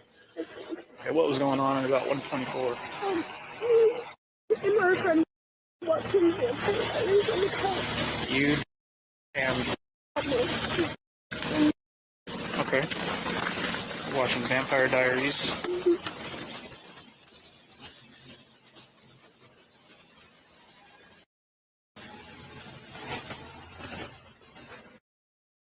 Yeah. Yeah. You... And then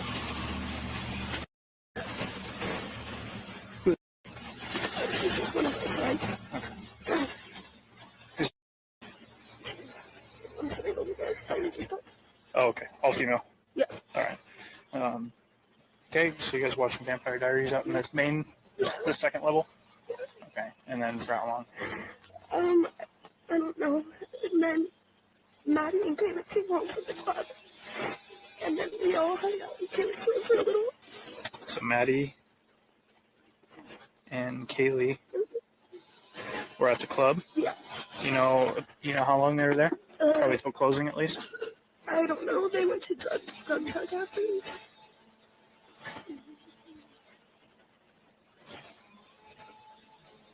Grub truck. Okay. And then they came home at about what time?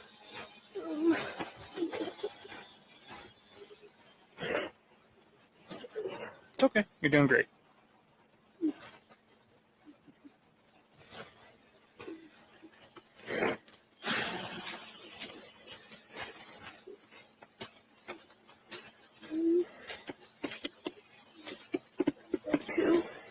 So they did get home at 2? How do you know that? I just have a picture of Kaylee's room with Murphy.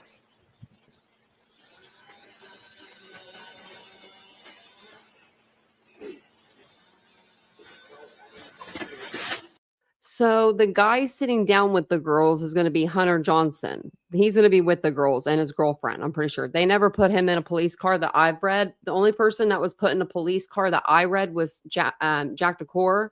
When he walked over there after his roommates woke him up and said, "Hey, there's something going on at Kaylee's house." He walked down there and the cop said something, I think along the lines of like, "Do you guys share a dog?" I don't know if he had asked them this yet, but he will in a little bit, if not. And I'm pretty sure that's who's in the car. But I don't know 100% because I mean obviously his face is blurred, but I think it's Jack. Okay. Then what happened after that? Unless two people are in cars. Maddie took out Murphy, and then Murphy's the dog? yeah, Okay. and then I went inside to go to bed, and she was still taking him out. And then I was in my bed, like about to go to sleep, and Maddie just said that she lost Murphy. Like she was like, and was wondering if he was with me, and I just said no. And then I went to bed. At what time do you think you fell asleep? Maybe 2:30, 3.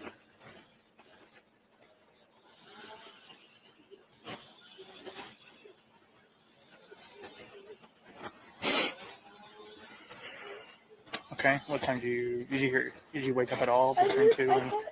I heard something like loud and Murphy like bark. Like usually like she barks at things. And then I thought I saw like a firecracker, so I thought someone maybe was just drunk and like put a firecracker in the house.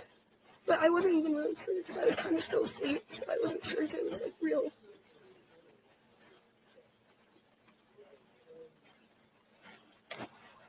Okay. So I'm sorry, I had listening to a couple things at a time. Loud, you thought you saw a firecracker because of a quick flash? Yeah, through like my door, but I was like still half asleep, so I don't know if it was like real. I thought it was maybe a dream.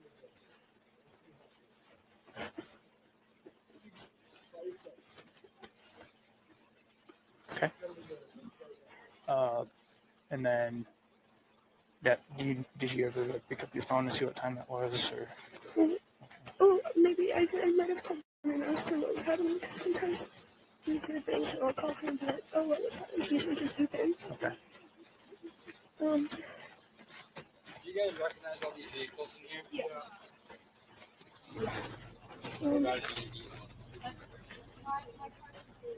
I tried to call Maddie and Ethan and Xana and all of them at like 4:20. So you called I tried to call all of them. Maddie? Answering, but at what time? 4:30 and 4:22. And then 4:21. Okay. And then Ethan at 4:22. And then Kaylee at 4:31.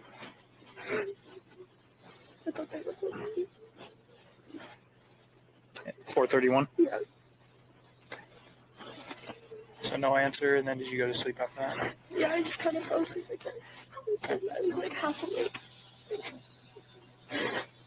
Okay. And then what throughout your day you got up at what time today? I like woke up because my jaw was hurting really bad. I took some Advil at like 6 or 7, and then I just went back to bed. So I figured no one would be up anyways. And like, I didn't wake up until we called you guys. Okay.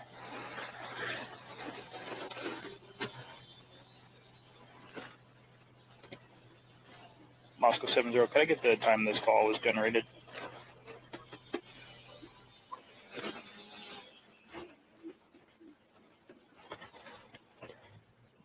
Copy, thank you.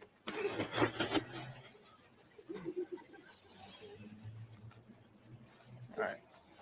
Do you remember seeing anybody in there that I wouldn't was just belong? downstairs the whole time with my door locked. So that's why I always think of it. So I'm scared.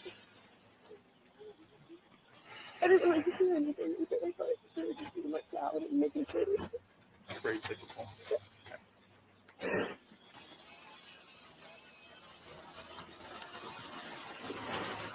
Do you have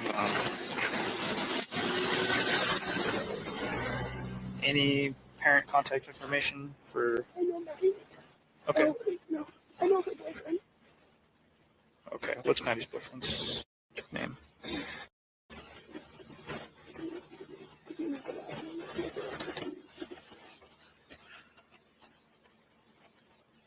Is anybody having any issues with any boys?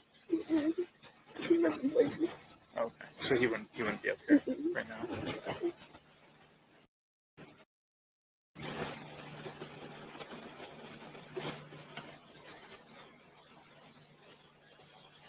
And then I was talking to you about the formal stuff, right?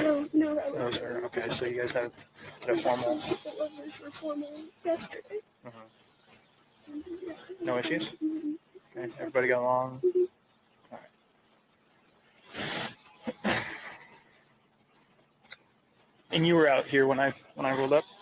Yeah. Okay. I think I was maybe Okay.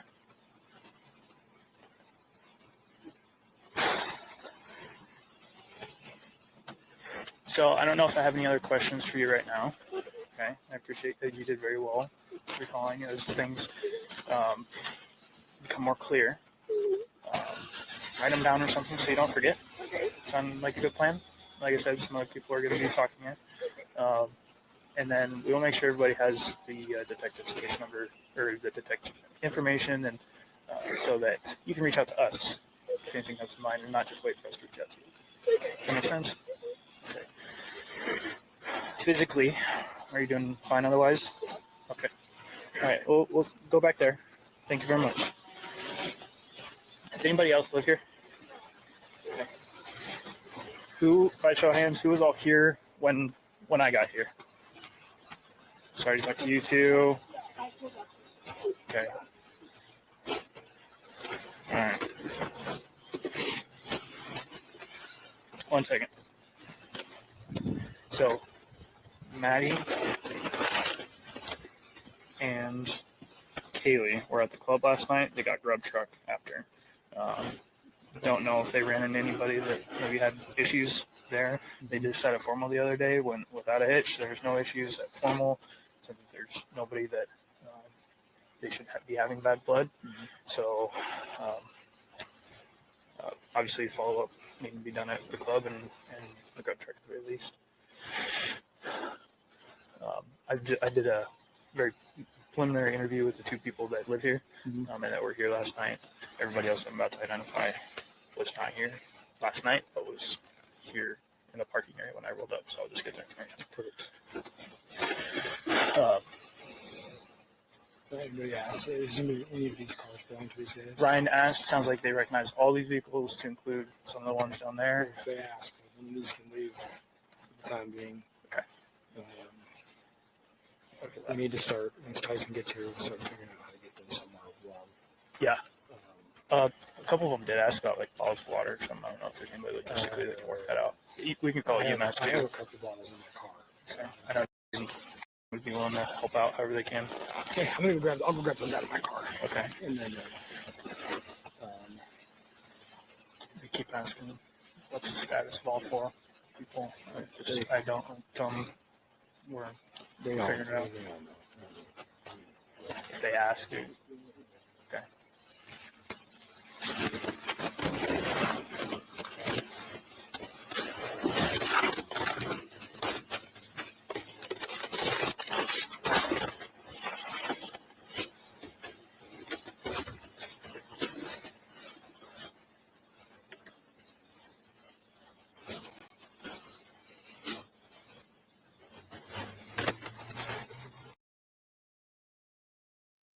Here comes somebody else walking up. That might be Maisie right there.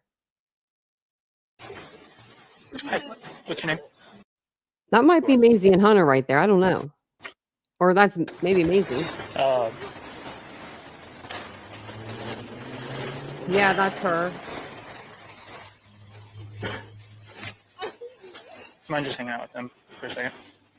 I don't know which cop that is.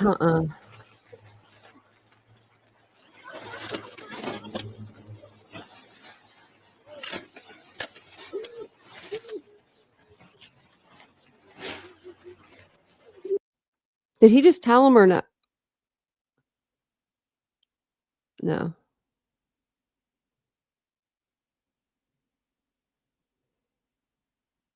That guy in this pink sweater does look like he's tall.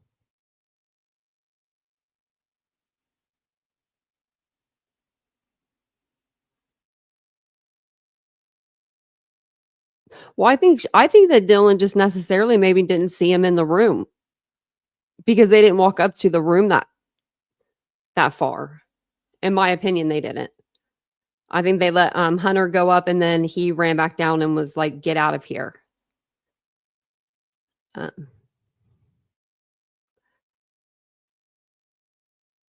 Oh, yeah. And this is BK right here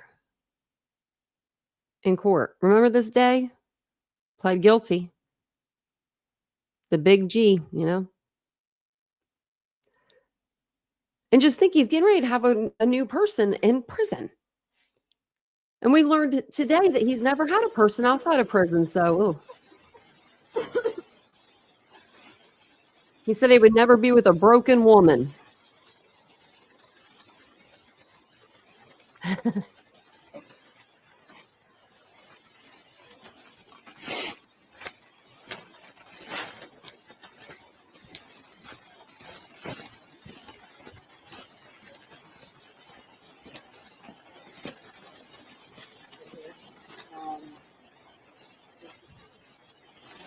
You can free someone up and go back and just start on the phone. I've got RSP on standby already. I've got a call in with Dustin. I'll call Payne. We need to talk to everyone. So we'll get Dustin and Payne working on that. So I'll call Payne now. I'll call Darren and get him. We have family members walking up for Ethan, the male.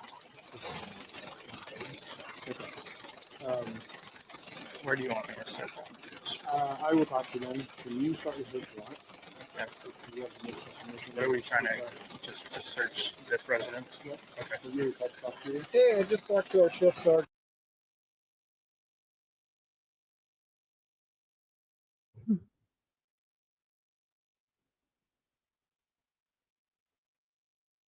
Guy back and start the search warrant right now. And then the last calls too, this is the timestamps we're that gonna need good some help. right after it happened. Is at 4:21, 4:22, 4:30. She made these phone calls immediately after the bang. Okay. Okay. Trying to call the people that are in the Yes. and no one answered. And no one answered. Perfect. Yeah, this is just the first. So Do we want what's going to happen is they're going to drop his body cam. They're going to drop everybody's body cam. So you're going to see it from every different angle, you know? And thank you, Doodlebug. I don't even know if Doodlebug's still in here, but thank you for letting me know that this came out. shut this down so Travis not volunteer? I can do that. All right. Thanks, Darren. I thought I was muted or something. Sounds like there possibly was one after the fire after. Okay. We haven't seen any obvious gunshot wound here. So we didn't lose anybody. No, you couldn't see anything. When they were inside the house, also, they redacted every single bedroom out. So I have mad respect for Long Crime for doing that. Well, they don't want to get sued either, right? By the parents. And then what did your lady say about someone coming in? And we'll watch this again tomorrow. She saw a guy masked, about 6 foot, skinny built like a basketball player. She described. Said that he had a just full black mask, see like a ski mask. At about 4. Immediately after, she yelled and said, "There's someone in the house." This girl ran, locked herself in her room. Could hear a roommate that was upstairs, Kaylee. Somehow she was able to discern that it was Kaylee screaming. Then she could hear this masked man saying, "Sorry." Can you call Brett? She could hear him say, "You're gonna be fine. I'm gonna help you." And then no. Shut off? Yeah. Yeah.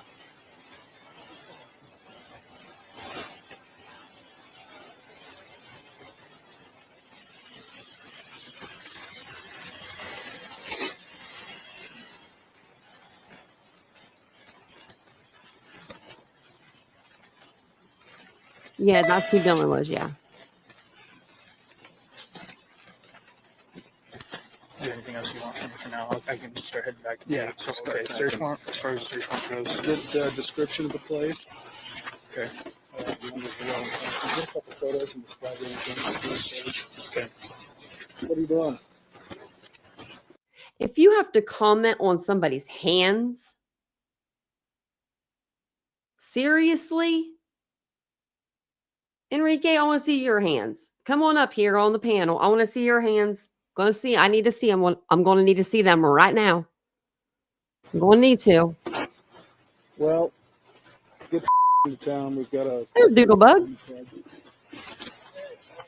I know. Yeah, it's 1122 Queen Road. Yeah, Yeah, I think so too, actually.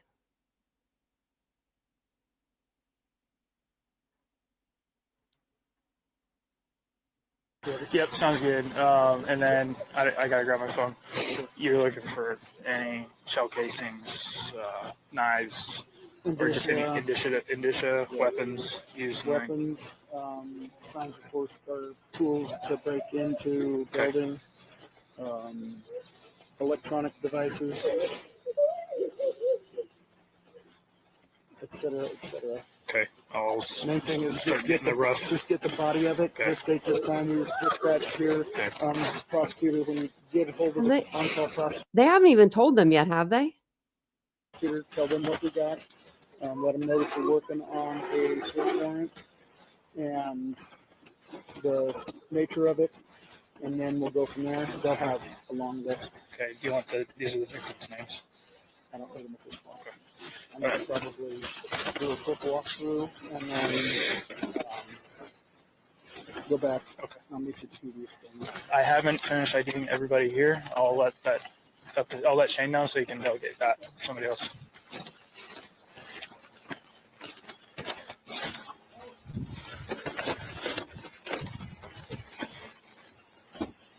Hey, boss, I got to get going to start some paperwork back at the station. So I imagine you don't want to go with me. I'll have you stay here. And like I said, we'll let you know as soon as we. Yeah, I didn't even know my camera was off. Oh. He just left him. He just left him there.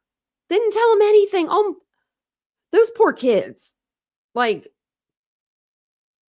I didn't expect to see that tonight. Thank you, Doodlebug, for letting me know about that. I was like, why is Doodlebug doing all these red? Because you know how to get my attention. That's just throw as many red things in the red stop signs or whatever in the chat as you can find. And I'm like, I looked down at the iPad and I'm like, am I on mute? I thought I was muted. We're going to watch this again tomorrow and go through it when we have, just because I feel like with the documents, like we've been going through, I read them, I commentate over them, but it's like so much that's going on. It's like you really I need a big whiteboard. I need a whiteboard the size of this wall back here. Maybe, it's like that chart. It looks like a chalkboard, kind of the color. Maybe I can write chalk with chalk on it. I don't know. I should try. But that was extremely heavy. I hope people that see this don't say things about Dylan or say things about Bethany or any of the people that were sitting out there, how I'm talking about creators, mostly because they do switch things around. And it was almost like looking at something that we shouldn't have been like privy to almost. Do you know what I mean? Like, I don't know. I felt like I was like looking like with the glass on the wall. And I do that. Not now because I don't have anybody to spy on. But if I did, I would. The lady that lives next to me right now, actually, she plays her TV so loud and she laughs so loud. It's so funny that you can hear her clean as day outside. She'll have her window like cracked open, dead of winter, just laughing. I wonder if she watches to laugh that hard. I should ask. Yeah, let me know, happy mom. Oh, no one else do it. Just happy mom. And it's okay, Enrique. Sorry I got upset. I feel bad for these kids. I really do. And I don't feel bad for Brian. He pled guilty, said he was guilty. He is guilty. I don't necessarily, how do I say it? I don't know. I'm on the fence with the whole, the call 8 hours later. I can be on Dylan's side and know that like I've been in a position to where my father was killed in a car accident and they came to tell me and I knew because there's just the universe just has a way of telling you things before someone else can tell you things. And so I went back to sleep like 3 different times. And that was a huge thing. That was a huge thing that was going on. And I was able to pass back out. So I think that's why I feel like I don't know. I just have like a heart for her, like more empathy towards Dylan. Now, Bethany, on the other hand, that girl asked, the first thing out of her mouth was, "Can I go home for Thanksgiving break?" Like, Dylan didn't even mention going home. She was just trying to keep her feet warm on that freaking blanket they gave her. And, and then you got Bethany going.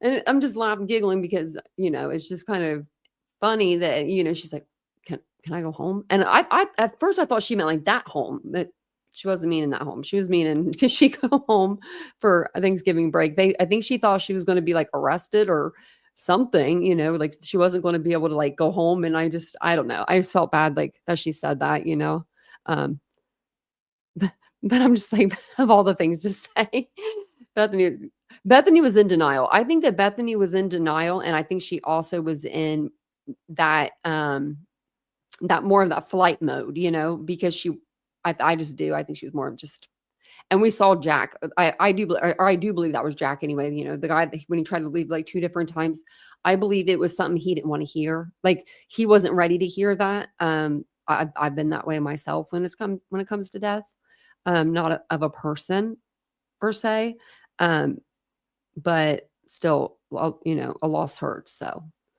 and I wanted to tell you guys something that happened today. So these girls are okay, but these 2 dogs come out of nowhere. We were taking a walk on, and we were getting ready to come back, and I was getting ready to go live. I'm surprised that I wasn't like breathing heavier, but 2 dogs came out of nowhere, running out of this townhome.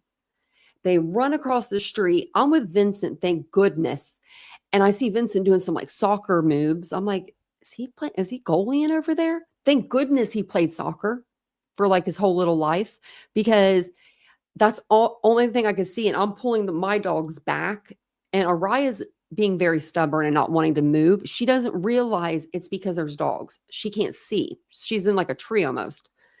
And I was like, not again. I thought it was going to be another mishap, but it wasn't. And there's 2 people with them. Like the couple came out with the dogs. So they were like right on top of it. And I'm like, I was just laughing at Vincent because he was trying to, play goalie. And I was like, I wish I could have got that on camera. I would sell that. I would sell that footage to like anybody that wanted to actually. I'd give it to you guys for free because it was pretty funny.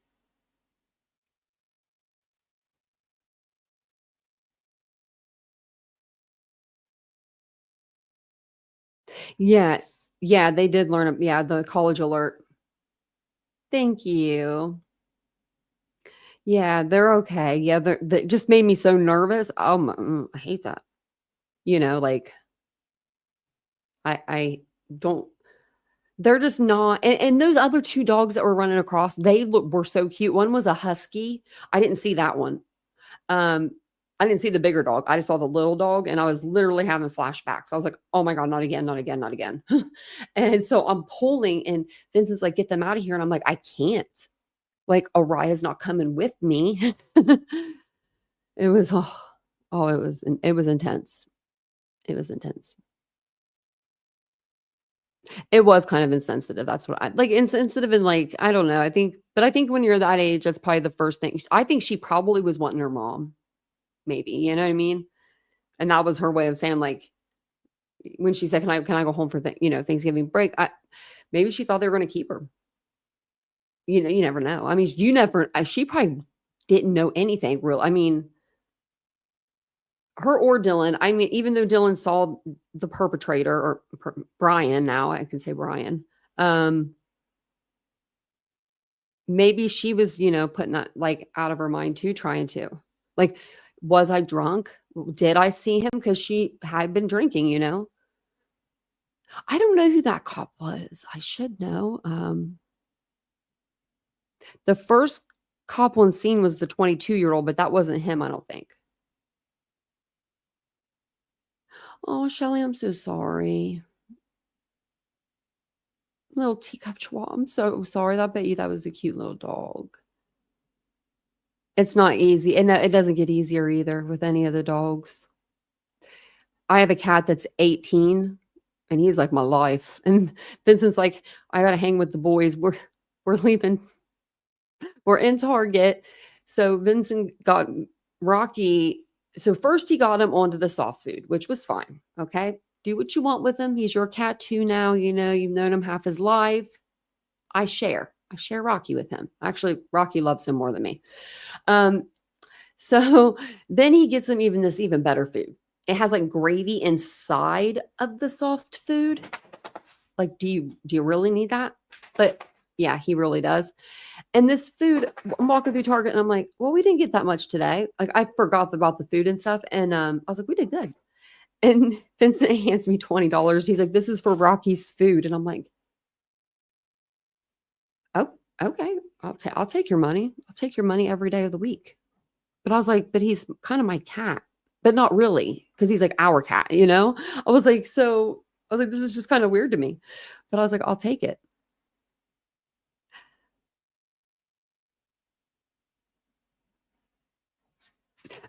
Jed said that sounds about right too. I think that what she heard was actually Xana. I think she heard Kaylee say there's someone here and maybe she put it all together as like one continuous like memory.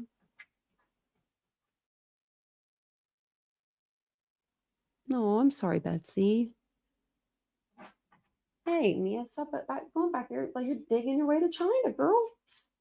Oh, we ain't doing this. You better talk to your dad, Freckles. She's over here now looking at me. Here, see, maybe if I scoot backwards, maybe she'll come backwards and you can see her. Come back over here.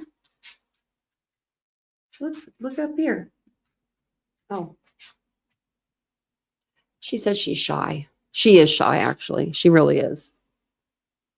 But she was like not going to leave Araya today.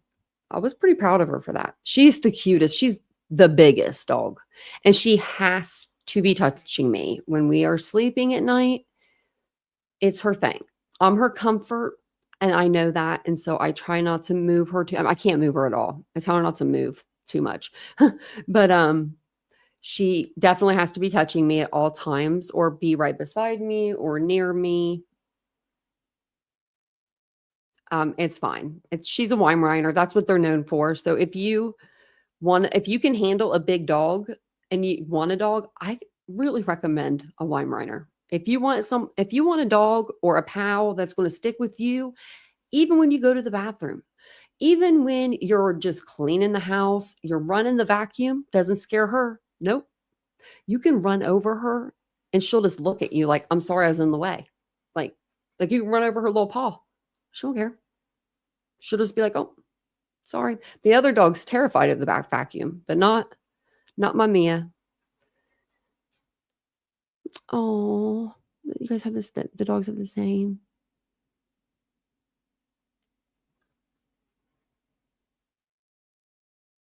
Yeah, Dawn. Yeah, they went quick after the attack was done.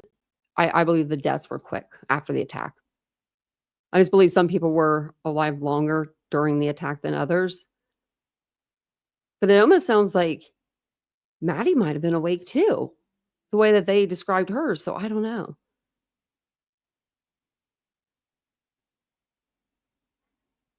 Oh yeah, that's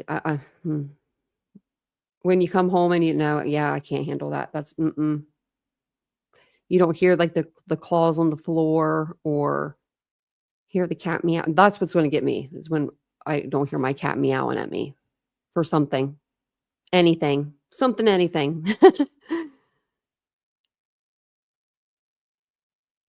No, that's what we're here for, though. I feel bad for you guys. It's hard to lose an animal, and they are like family. I mean, they truly, truly become your family. Sometimes they're the only people that you have, like the only thing you have. Even if you have a family out there somewhere, you're like, where did they go? Who are they? I don't know who that family is, but I have my dog. You know what I mean? Like they really do become your family. And so when they go, it's very hard. And hopefully you guys won't be able to find something to fill your heart, you know, a little more with them. So they do love you unconditionally. They do.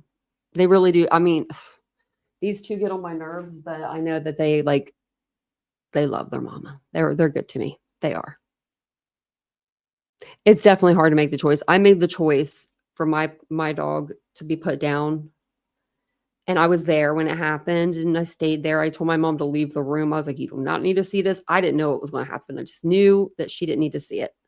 I said, I'll be in here with her. She will be fine. Yeah, it's just, man, oof. You lost 3 cats in a few months apart. So, oh, that's so sad. Mom. No, me too, Larry. I do too. I feel bad for the animals than I do a lot of people. I really do. I do.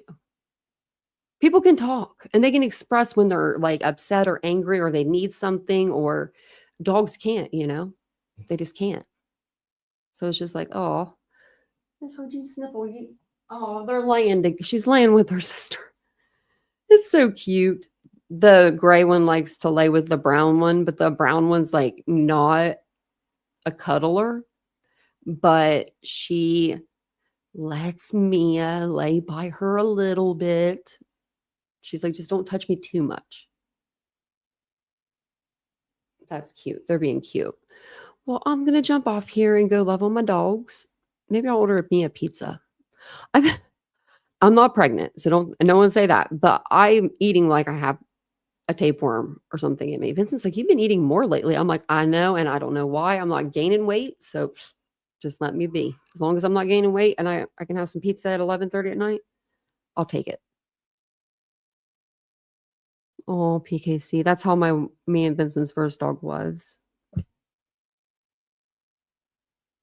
We'll have to do a members live or do a live on the second channel, and you guys will have to come up and show us, like, come up on panel and show us your animals, because I don't know what a lot of you guys, I don't know what a lot of you guys look like. First off, you don't have to show yourself if you don't want to. You can just put your little doggy or kitty up. But I just think it'd be fun. That'd be fun. That'd be a fun live to do. So when I worked at a boutique, I used to do 4 paws. We were supposed to do nonprofits like once every so many months or something and host an event. And I was always doing 4 paws, and they're the dogs that are for disabled people. They are incredible dogs. They are so smart. They are so awesome. I wish I had one myself, but probably could not afford a 4 paws dog. But they do help, kids and people, the needy that need them. So, but thank you for being here. Thank you, Crafty Michelle, for hitting the like. I appreciate that.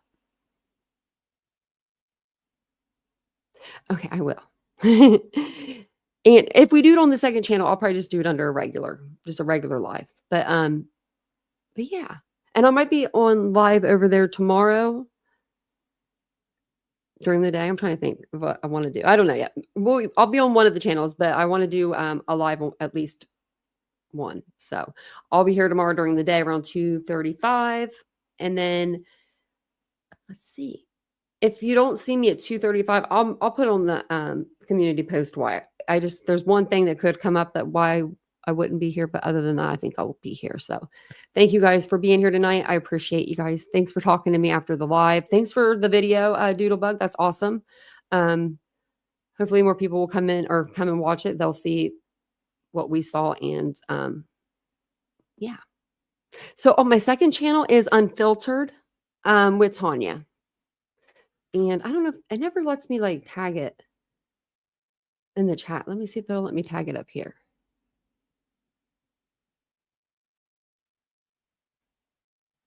It didn't let me tag it because I'm not in the chat probably. Okay, I don't know if I can, but that's the handle. I don't know if we can do that. I think you can go to the channel.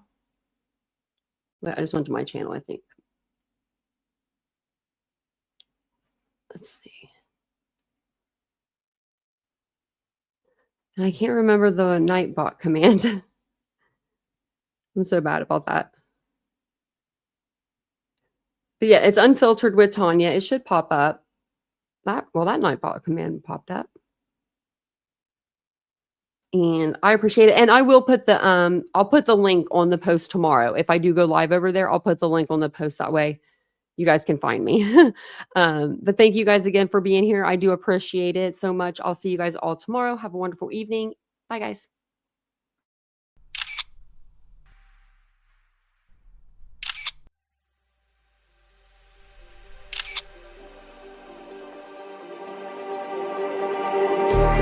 Just like the street lights lit this town, like a fire in a blaze, gotta burn it down. Can't be afraid to leave this out. We got this far, don't know